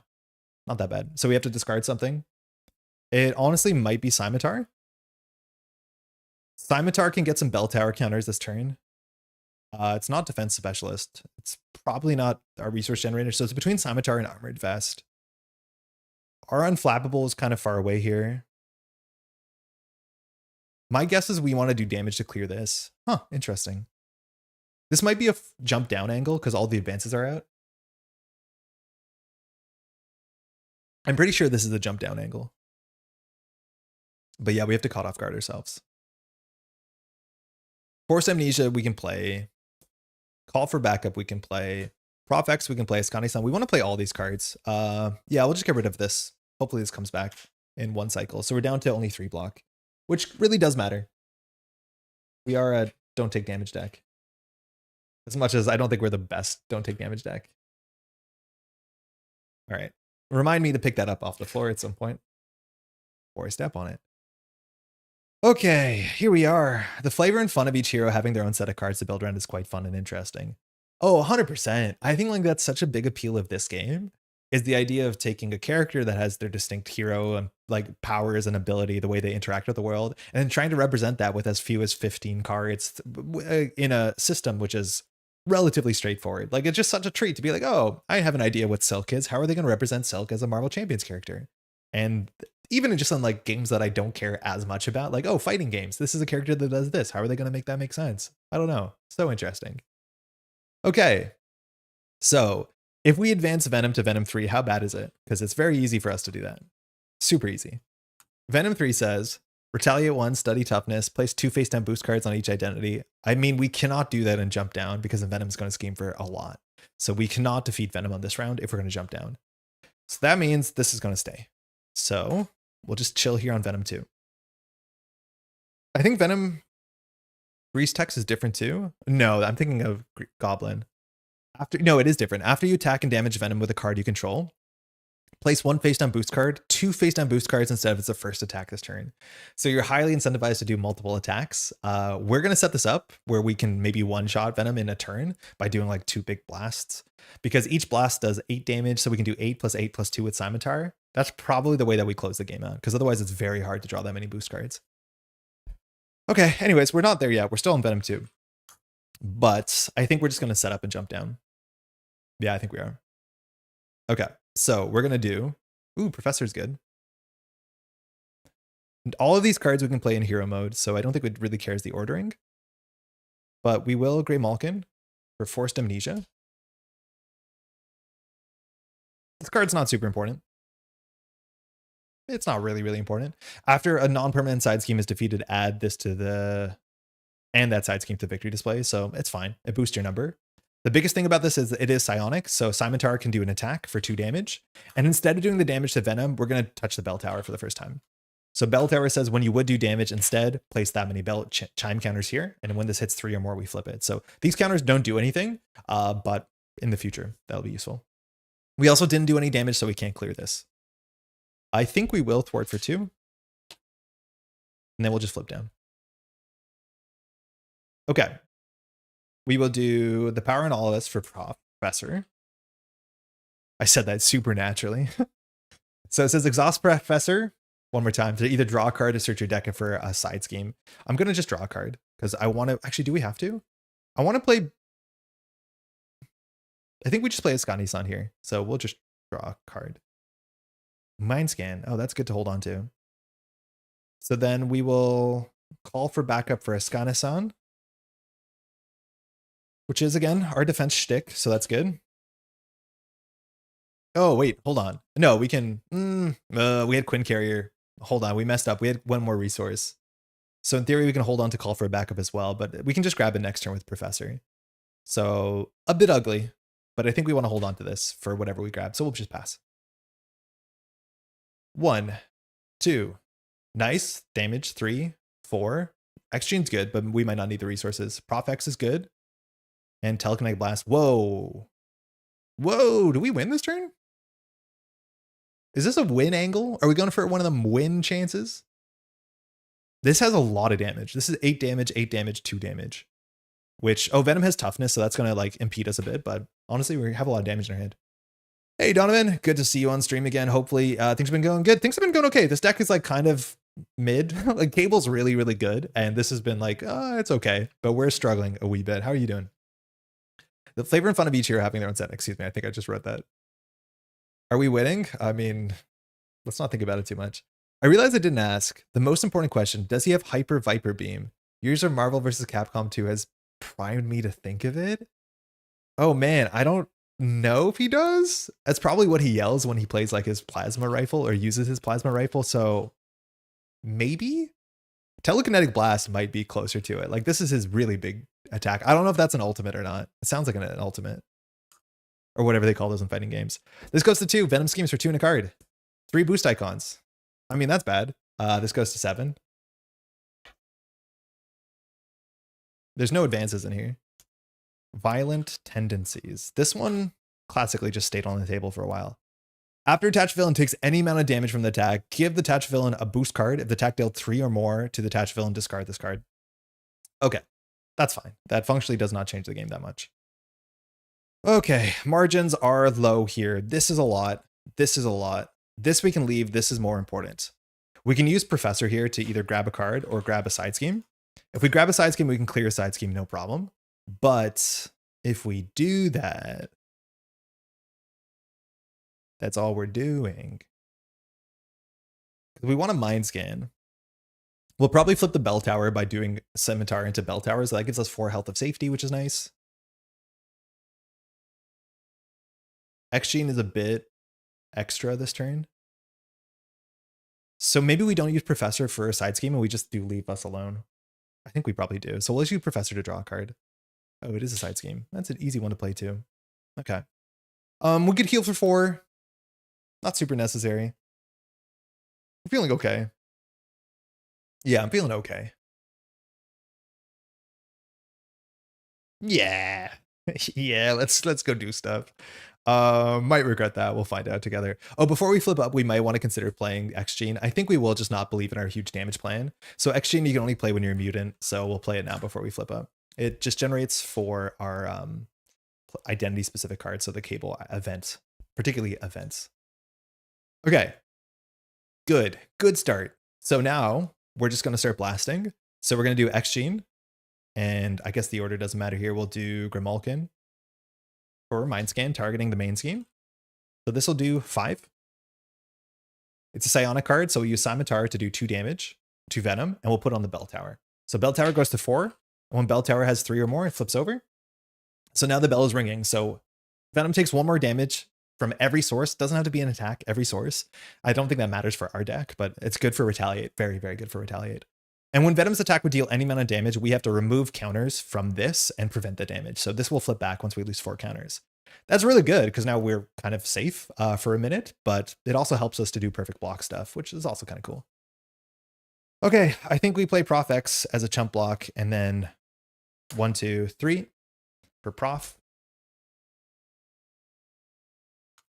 3 health. We'll go ahead for half a Confuse because we have Steady. No overkill in sight.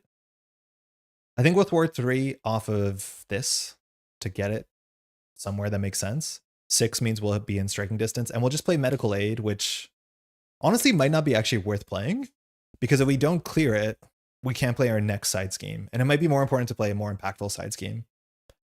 I'm going to believe in us. We'll put it here. We'll thwart for 2 off of it, so it means with Askani'son we can ready ourselves. So actually, that probably won't matter this turn because we have Prof X. Whatever, we'll hold on to the blast. And we'll pass. Doing good. Unfortunately, work today, so I must go. I want to say hi since the last time I watched your stream was when you started your new job. Good luck and have fun. You got this. Thank you, Donovan. Enjoy your work, your weekend work. Hopefully it's not too bad, huh? Mind Scan's good. Lock and Load is okay. We can go grab our weapon. We have 2 of our best cards. We're scaling for sure. Hey, Mataffer, Cable's so good, homie. Cable's really, really good. Don't get me wrong about that. I think, unfortunately, the protection cable is like a bit of a longer, more difficult road, but it is really fun. That is for sure. How you doing, by the way? All right, we're being attacked for 2 in a card.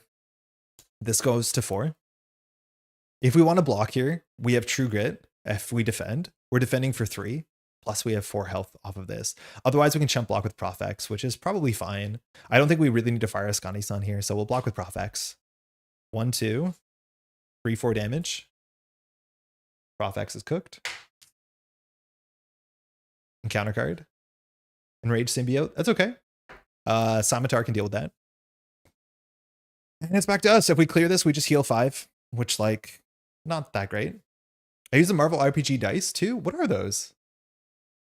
If you think I'm using them, I don't know what those are, so I don't think I am. But I do like the nice dice we have here. I'm going to pick up some more. They have some in more colors now, which is great. Okay, so we want to use Grey Malkin before we clear this. Shouldn't be hard. So we can do... Actually, it is kind of hard, isn't it? This does 5. We can make it do 6 in a second. So maybe we do... No, that's fine. No, it's not. We have to deal with this. So we'll attack Patrol cannot threat the main scheme. So Scimitar will knock this out.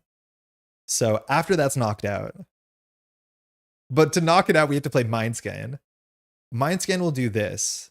Yeah, okay. Kind of weird, but we'll do X-Gene and Grey Malkin. Mind Scan. I think this is the right order for this, but there might be a better order. So remove 3 threat from a scheme, plus 1 for everything in there. So this will do 5. Okay. Then we'll use Scimitar because we played a Psionic card. That'll do 2 damage to the symbiote, knocking it out. Then we will thwart for 2. I think it's more important that we clear Lashing Out. So we'll clear Lashing Out. When we clear Lashing Out, we can ready ourselves using our hero ability. And I think we're going to Forced Amnesia just to get our numbers up. So Forced Amnesia says after a non-permanent side scheme is defeated, add Forced Amnesia and that side scheme to the victory display. So numbers go up and we're ready. This is good. Grey Malkin's also ready. They look like the big chunky dice sent for the Marvel Multiverse RPG game. Oh no, I don't know what that is. Unfortunately, these are not those. These are spin downs. This is the question I get asked a lot on the channel. These are from Burger Tokens. These are not dice, they're counters, but they're spin downs. These are the XL ones. I have them in 2 colors. I'm gonna be getting more. But these were given for free. They had this thing that said like, oh, if you're a content creator, we'll send you dice for free. I'm like, really? And yeah, they did. It's really quite nice. And I think it's like such a good marketing scheme because I have so many questions on YouTube. Like, where are those dice coming from? They're perfect. We're going to replace these with nice dice. The issue is I don't know whether the orange or yellows that they have, which are slightly smaller than them, whether they're as legible, but I don't think these are incredibly legible. So we'll try it. Hopefully it makes sense. Okay, back to us. Going good. Do we do a lot of damage? I feel like it's a waste to do a lot of damage here. We could attack for 2, which will be 3. That will advance Venom. We'll get a bunch of boost cards. And then we can Telekinetic Blast. I think like we have to do that. Otherwise, how are we going to win? I think we have to. The issue is Violent Tendencies kind of stinks. Because I think we end up with a lot of boost cards. Any amount of damage. If that attack deals 3 or more damage, discard this. Because when Venom flips, we take a lot of damage. And then when Venom flips again and we attack Venom, we do a lot more damage. So we probably can't do this unless we get a minion, or sorry, an ally, because it's just way too much damage. Right? Because we attack for 3, we get a boost card. We get a boost card. Then we flip Venom over and we get 2 boost cards. So we're going to be attacked for 3 and 5 boost cards. Which does like 11 damage. Like, that's not good for us. So I think we have to have an ally and we have to be at full health before we advance. Again, if you play protection, and we would have been really smart to swap in a protection card like the electrostatic armor, because this retaliate does not care about half the text. Electrostatic armor. I think that's what it's called, right? Right? Because retaliate 1 is increased by the damage on bell tower. Excuse me, and it's not an attack, so you don't have to take all the extra boost cards. It would have been a very easy change for this matchup. I think we definitely should have put it in the deck. I love those. I just got some for my friends for playing webcam Magic. Yeah, so you know how good they are. They're super nice dice. Lucas has a few and makes it easy to see. They're spreading through the Netrunner scene too, because I think a couple people had them. Like Neon Static has them. They have them on backroom deals, and then people just want them because this is how I like. It's so easy to tell how many counters on my Mystic Miami or my virus counters. Like they're super legible even in person. A lot of folks don't need the XL when they're playing in person. They could do the slightly smaller ones, but even the smaller ones are more weighted, which is nice if you don't want to knock them over. Ally chump blocking against Venom makes him easy. Just watch out for We Are One. It's not only We Are One, there's also another boost card that gives him overkill. And We Are One is functionally a boost card, but yeah, very, very scary. It's also really bad if you just get a bunch of boost cards and then you draw an advance and you don't survive. Okay. Anyways, where were we? We will, I think we have to one-shot him. We will thwart for 2. We're going to set up the one-shot, so we will put Lock and Load into play. Oh, we already have the side scheme. I knew we were going to hate putting the side scheme into play. Because I want to play Lock and Load, but there's a limit, which I always forget. So like, I'm going to discard most of this hand. We could jump down again. I think, no, we jumped up this turn, didn't we? I'm not 100% sure. It's been a long turn. Can you replace them? I don't think you can replace your side schemes. I think you have to just eat it. Really bad. Yeah, this stinks. Throw out 3 cards pass, like awful.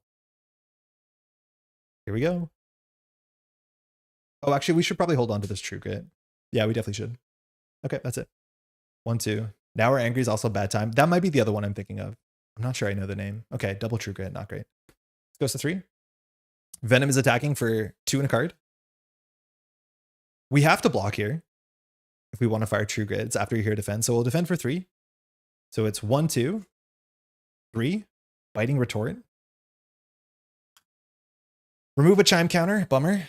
But hey, that's 3 damage. We block for 3, so we don't take any damage. So we have a couple triggers. We'll draw with Defense Specialist. We drew the Plasma Rifle. That's good. And then we'll do True Grit for True Grit. Actually, no, we will do Grey Malkin for True Grit. True Grit says after you defend, remove threat equal to your printed thwart. Yeah, Hero's Thwart. So we'll clear render medical aid. So we will heal 5. We can ready ourselves. So we're ready Grey Malkin. We're up to 12. That's our max health. Okay, cool. 1 counter card. Common Criminal has Surge. So it needs 3 damage in Alter Ego. A lot easier to deal with. Okay, now we're angry. So good we found that. This needs a lot of attacks to deal with it. It has 2 rage counters. All attacks get overkill. I have +1 health. And every time you damage Venom, you take a counter off. So yeah, I don't know. This just feels hard. This feels very, very difficult. Venom Goblin's an absolute menace. Yes, Venom Goblin is going to be very hard for this deck. I think you replace like when you play another ally over your max limit. Maybe you're right. Hold on, we should check because that would actually be a huge deal. It's a bit too late, but player side scheme. Hold on, how do we do this?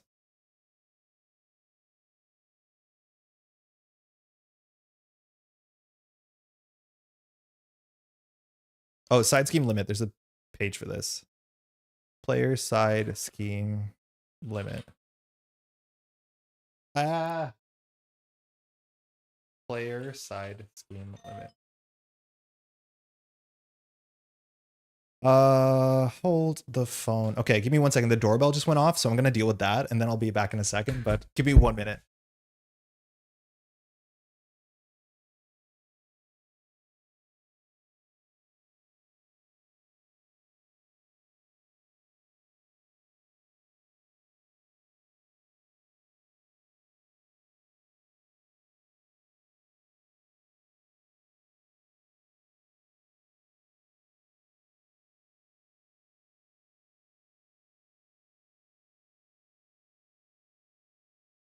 Okay.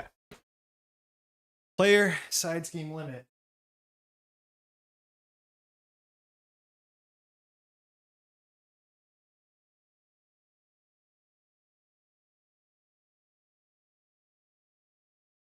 Okay. Here we go. If there are 1 or 2 players, the player side scheme limit is 1. If there's ever more players in play than a limit, the player chooses and discards until they're no longer. I don't think we can do it. I don't think we can change. Unless there is more text on the other side. No, I don't know. I don't think we can do it. Yeah. I know for ally you can do it. I don't know if for player side scheme you can. Unless there was text at the top of that page that I couldn't get access to, but it looks like we were stuck at 1. I'm out of breath. I ran up and down the stairs. Give me 1 second. How's everyone Sunday? Nice and relaxed. So the common criminal only hits us for 1. We don't care about it too much, but everything else is a problem. Usually that's how it goes. So I think all we're trying to do is set up 1 big turn where we defeat Venom all at once. So we're going to try and work towards that eventuality. Venom is now attacking for 3 and a boost with Overkill. We're getting to the end of the encounter deck, but that's fine. So we'll play the Plasma Rifle. So this is good. This is a way to use all our extra resources, and we'll just use this with the Grey Malkin to do 4 damage to the criminal. Order there was a bit lull, but we'll do Quinn Carrier. Oh yeah, order was bad. Yeah, because we want to hold on to the Telekinetic Blast, which I think we need to for our win condition. I think we want to play Brother Voodoo, so I think we did the order a bit backwards. Because we can do 1, 2... Yeah, hold on. We'll keep the common criminal there. We'll probably do this just a slightly different way. So we'll do 1, 2, 3 for Brother Voodoo. We'll see what card we get off of this. I don't really remember what's left in our deck, but this could matter, and we can always pitch this card to play the rifle. Or actually, yeah, we might not shoot the rifle. Maybe this was a mistake. So we get a look at the top 5. We're looking for an event. So Body Slide's perfect. Precognition we could also play, but Body Slide allows us to fire the rifle, so this is good. No punish. So we'll add Body Slide to our hand. Hey there, is that the Showdown top card? What do you mean there? It should be on right now. Oh, I see what you mean. Galehard, how's it going? I'm going to be tuning in eventually. I might be doing some commentary, but I'm not sure. Have you been watching? How's it been going? I've been planning my Sundays to like do some Marvel Champions. We're starting a bit late, but I'm excited to watch the end of it. It was really fun yesterday doing some commentary. Were you playing? If you play another player side scheme, the first player chooses and discards 1. Wait. No, it said that? I misread that. I thought it said that if the player count changes. If there are ever more player side schemes in play than the limit, the first player chooses and discards. No, that doesn't mean what that says. That means that if a player is defeated, I think you have to discard down. The first player chooses and discards player side schemes that are no longer more in play. No, maybe you're right. The number of player side schemes at play. You're right. Maybe you can overplay and then discard down. Because it says the limit in play. Yeah, you might be right. That makes more sense. Not playing, it's on break, hence my stumbling here. Running a CTK today. Oh, what's running? In person or online? So now we can do plasma rifle to knock out the criminal. Brother Voodoo could attack, but we'll just thwart for 2. Will thwart for 2, I guess. It might be better to have more health on Brother Voodoo. And then we could jump down if we want to. We have no more Telekinetic Blasts in our deck. We want to stay on this side, so we will. Our burst damage is Brother Voodoo can take out the toughness. We can do 4, 5, 6, 10. So we have 16 damage. We need about 22. Oh, plus this. So we have 18 damage. So we're close. If we draw Nick Fury, we might be able to have lethal here. Not today. Not today, not today, not today. Technovirus. Telekinetic Force Field. That's perfect. This is what we need for the super power turn where we get attacked for 700. So we're just going to put that down, then we'll push, and then we'll go for an OTK, which will be a TTK. This goes to 1. Venom is attacking for 3 with Overkill. We'll block. We can decide to play not today here, but I don't think it's really worth it. We don't have any unflappables, and removing 2 threat doesn't make a lot of sense. So we'll block for 3. 1, 2, 3. 4, 5, swinging assault. This is the one that gives, no, just another attack. So we take 2 damage. We get a draw card with Defense Specialist. It's a strength, that's fine. That's it. Counter card. That's bad. This is the end of our hero. The villain attacks you with an additional boost card. So attacking for 3 and 2 boosts. I mean, we can't really block with Brother Voodoo here because we have overkill. So 3, 4, 5, 6, 7, 8, 9. This is not likely to kill us, but it's likely to be quite bad. 1, 2, 3, 4, 5, 6. Okay, we'll take it. Down to 4. In person, it's back later. Enjoy! That's really cool. Okay, so here we have to decide how we want to do this. We are going to start blasting. I think we're going to push. We'll get rid of Now We're Angry by doing a bunch of attacks, which is good. We are exhausted, which actually probably wasn't the play. We needed to be ready. I think we needed to be ready here. So we're going to first strength for for Telekinetic Force Field. So now the next big attack, we can just not take the damage. This is when a friendly character would take any amount of damage, prevent all of it. Really good. It's a psionic card. So we'll duck Scimitar. We'll exhaust Scimitar, which will do 2 damage. But because of Bell Tower, that's 3 damage. And the 3 damage will go into Venom. So Venom is defeated. We have a whole bunch of triggers here. So firstly, Violent Tendencies. We'll do this one. I don't know if there's a prescribed order. After the villain takes any amount of damage from an attack, give the villain 1 face down boost card. If the attack deals 3 or more, which it did because it was boosted by Bell Tower, discard this. So that's good. Oh, hold on. Once we've done that, the deck is decked out. So that means this won't get shuffled back into the deck. It'll go into the new discard pile. Now We're Angry takes the counter off. Venom's forced response, I don't think fires, right? Because Venom's defeated. After you attack and damage, no. But Venom 3's forced response will fire. This is Venom 3. Retaliate 1. Toughness, steady.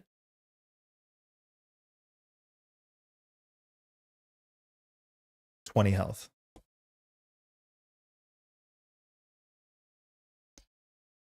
After you attack and damage Venom with a card you control, place 1 face down boost card on your identity, 2 face down boost cards instead of this is the first attack this turn. This was the first attack this turn. Interesting, it's not the first attack this turn against Venom, just the first attack this turn. But regardless, this was 2 more boost cards, so we have a lot of boost cards here.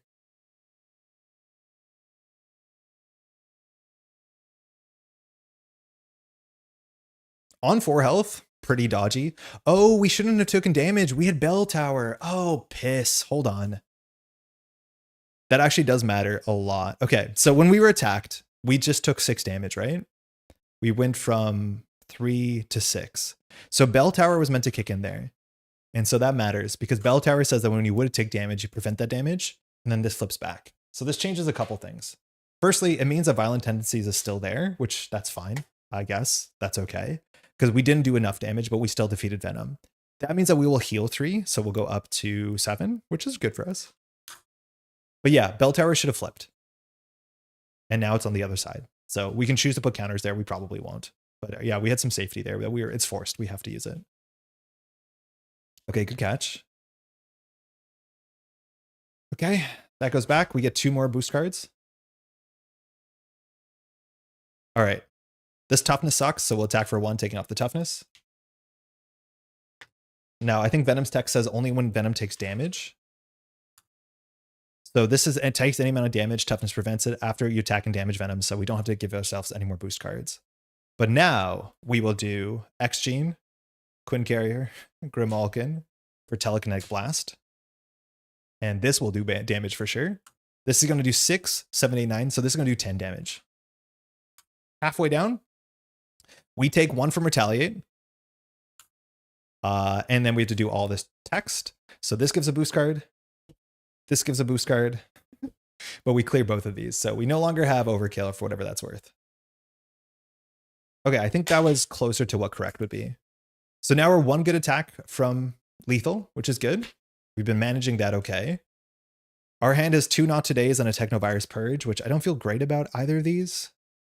Characters other than Cable cannot remove threat from Technovirus Purge. That's fine. I guess we'll play it, assuming that we can trash this at some point.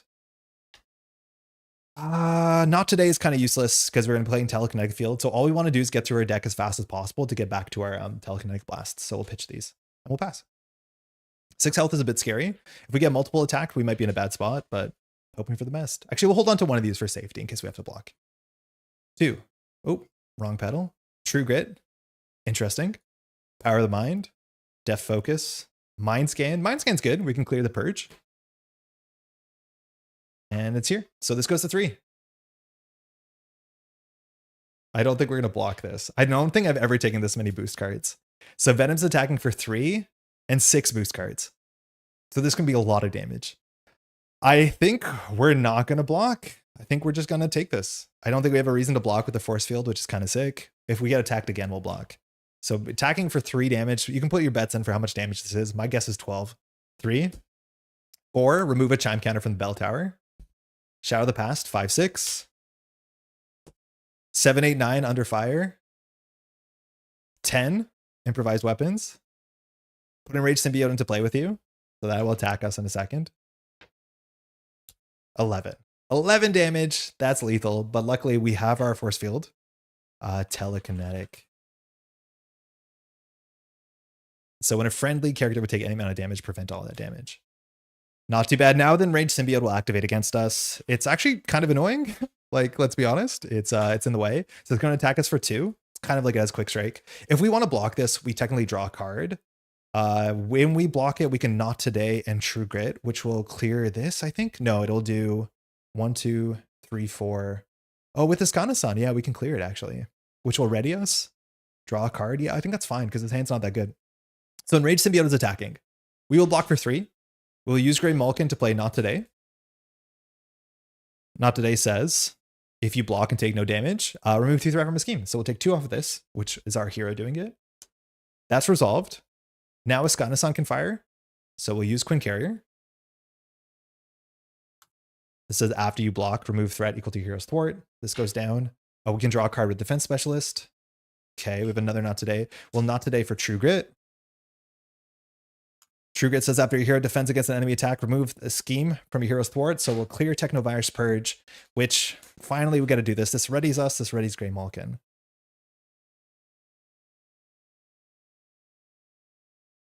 I wonder we should probably play the red. Oh my god, we really should play that red side scheme that says search your deck for oh, actually maybe only X-Men can play it, but search for no, anybody can play it.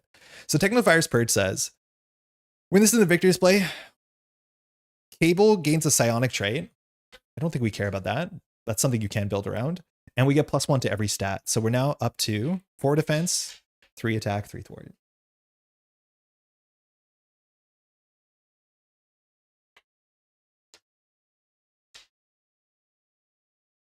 Cool.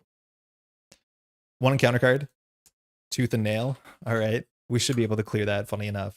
Has a hazard, has 8 health or 8 threat, but whenever we do damage to Venom, we can take threat off of this. All right, back to us. Our board state, not a lot going on. We have to knock out the symbiote. So Plasma Rifle does 4 damage. It has a cap. That will do 4 to Venom, We can do 3. So we do not have lethal. We're short 3 damage, but it's close. It's actually quite close. We could risk it and jump down. The problem is we just shuffled in counter deck, so every copy of Advance is back into the deck. So this will go up pretty high. If we play Mindscan actually does exactly 8 on Tooth and Nail, which is kind of perfect. So I think we do that. So we will do Grimalkin for Death Focus, which generates for superpowers. We can do X-Gene and Death Focus for Mindscan, but first we'll attack for 3 into Symbiote. And then we'll play Mindscan, targeting this. So we'll remove 3 plus 5, that's 8, which clears Tooth and Nail. Readies us, readies Cable. We can decide to do Simontar here if we want to. It'll give us a lot of extra boost cards, which I don't think we do. Actually, we do. We will Simontar to do damage to Venom, but specifically, we won't do the damage. We'll put on the Bell Tower. After you attack and damage Venom, we're not going to do that. We're going to instead, whenever you do damage, you put it on the Bell Tower instead. So Bell Tower says when any amount of damage would be dealt here, put it here as chime counters. That's us. We will then thwart for 3 into this. I think we could safely jump down if we wanted to and go grab our blue card. We're decking out no matter what. 4 cards. In theory, it's unlikely that we lose if we jump down. Like the worst case, this goes to 2, 3, 4, 5, 6, 7. No, if we draw a single advance, we probably lose if we jump down. 2 encounter cards is bad no matter how you cut it, for sure. But I think we just stay here. Yeah, I think we just pass. 6 health? If we wanted safety, we could have not taken threat off of this. And we could have attacked for 3, which will put this at 5, which basically heals us for 5 health. That's another option we have. And that might be better. We just say we're going to win before advance. Because this will go to 5. If we draw an advance, it has to be a 3 boost. I think it's better that we just push it.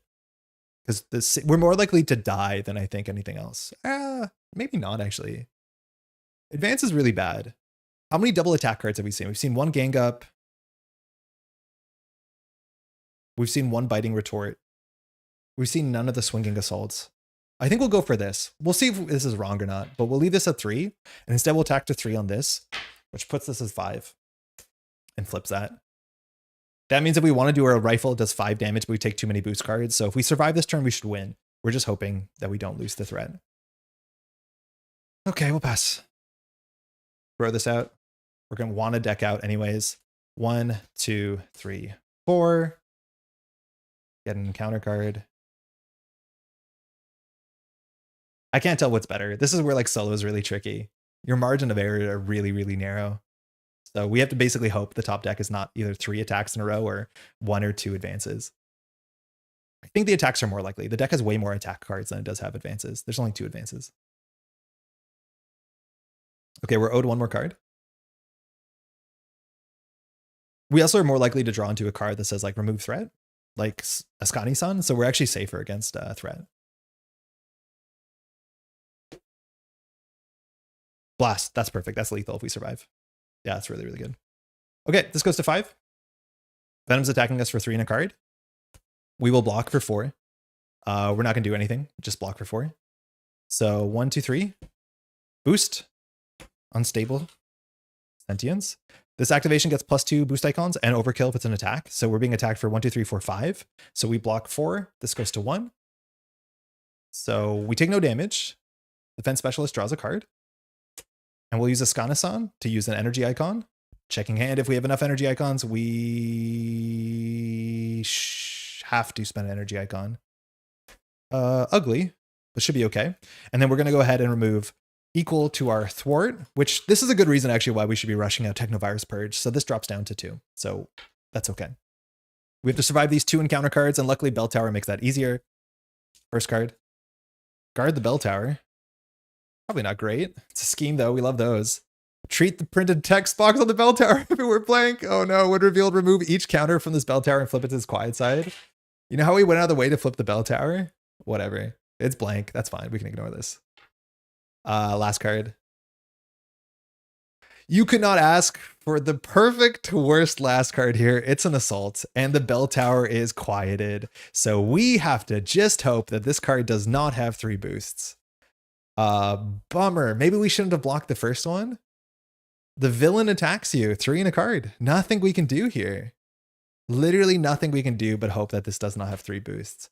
1 boost, fine. 2 boosts, fine. 0 boosts, love it. But if we die here, that's it. 1 boost, caught off guard, 4 damage. Okay, we're good. Not even close. Not even close. Not even at all close. So we have to do 10 damage. This does 11. I don't think there's anything that's stopping us. Telekinetic Blast deals 6 damage to an enemy, 1 additional for each scheme in the victory display. No cap on that. That's 11 damage. Got him. Oh man, that would have been a disaster to draw exactly, lose the bell tower, and then to get attacked. Lose the bell tower is bad. Like, we lost 4 health automatically on that attack, but that worked out. There was a chance that if we were worried about that card, which, yeah, that's a card that you should know that exists, that we could have not blocked the first attack from Venom and then just like taken the bell counters off so that when we draw this card in the future, it doesn't do anything. Like, that's totally fine. I think if we wanted to prepare for this, the biggest change we could have made is to put an electrostatic armor into our deck, because it just does so much in this matchup, because bell tower doesn't care about where the damage comes from, and then we block all the time and it just chips Venom down without accruing extra cards, which is good. Really ugly that plasma rifle did not have an energy icon, so we lost some damage there. We had 2 more damage from this. I guess what we would have done here is, I honestly don't know what we would have done here to try and get an energy icon. I guess we would clear guard the bell tower, but we were exhausted. Huh. So yeah, I'm not sure. This is after a side scheme is defeated, so yeah, you can't do it with Jocasta. Wild. Stun gun's pretty good against him early game too. Yeah, I don't know. I've never sold on stun gun. And I think we've just been totally spoiled by Sonic Rifle. But stun gun is functionally pay 2 for stun the villain, right? Is that good? Is 2 for stun the villain good? Oh, before he gets steady? Unfortunately, yeah, we have steady on turn 1 because we're playing on expert. But I just haven't been super fond about stun gun because comparing it to Sonic Rifle feels so bad, but Sonic Rifle is cracked. Like, if you have stun gun, I feel like there's a couple other cards that can give you toughness or can give stun for about 2 or 3, but do something. So like, I just don't feel great playing stun gun and emptying it immediately. But I probably should be playing it more. And again, tech is a good slot. The issue is like all the tech cards want you to use 1 counter off of this and let it stay there to play like repurpose and stuff like that. But I need to play more with it. It like seems like such a perfect Andre card, and yet I have not really liked most of the protection tech that came out in the last cycle. Like Energy Shield is also just such a weird card. There'll definitely be a deck which I like this more than others, but right now I'm okay about it. Some really good protection cards the last cycle. I think my favorites are easily Ready for a Fight. I think that's what it's called. And the Spider-Man that can soak damage for Web Warriors is just such a busted good card. Oh my god, it's great. How are we doing on time, y'all? It's been a bit. It's we've been streaming for what? 3 hours. The next scenario is Mysterio. Should we do Mysterio, or is 3 hours good enough? My partner will be home in a bit. Yeah, this might just be it for today. Maybe we'll just get through 2 scenarios and call it a day. Yeah, that's probably fine. If you think there's some tweaks we can make to this deck, I'd love to hear what your thoughts are. This is a deck I built 6 months ago and just kind of left it on a shelf, so it was something that easily to pick up, and I needed to play some Cable for the sake of completion. But seems fun. I think the ally slots are a bit kind of mysterious, like they're not the best part of the deck, and maybe we should be playing some more. It feels like when I put the cards here, they get blown out, but when they're on the table, they're good. Yeah, I need to figure out what to do about that. Maybe the lights need to be higher. Civil War has 2 protection cards coming that should have been in wave 1 IMO. Oh, I'm not sure if I know what the protection card, like I'm not very good on spoilers besides that Tigra looks fun and Hulkling looks busted. But yeah, hopefully we'll get that sort of stuff soon.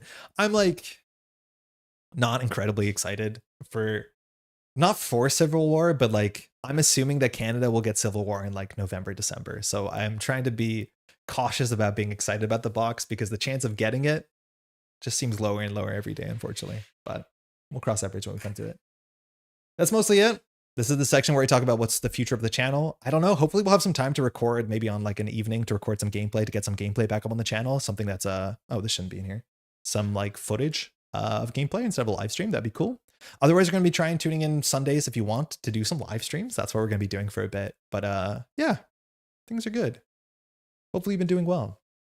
If you're watching this live or you're watching the VOD, if you want to take a second just to leave a like on the video, it really does help. We're a relatively new channel, a small channel, the Marvel Champion Sphere. And so the more engagement with the channel, the easier it is that it gets recommended to other people. We have some really nice comments of people like stumbling across this channel and saying hi. And that's really, really kind. Thanks for taking the time to say hi. I really do appreciate it. Hopefully you've been liking the content. Otherwise, if you're watching some Netrunner, there's some good Netrunner this afternoon. If you want to go jump to another live stream, go over to Aksu Netrunner to watch some showdown, summer showdown. There's about probably at this point about 8 players left is my guess. I'm going to go over and watch that stream in just a second. But thanks so much for hanging out. Hopefully you're taking care of yourselves, and we'll see you in the next one. Take care now.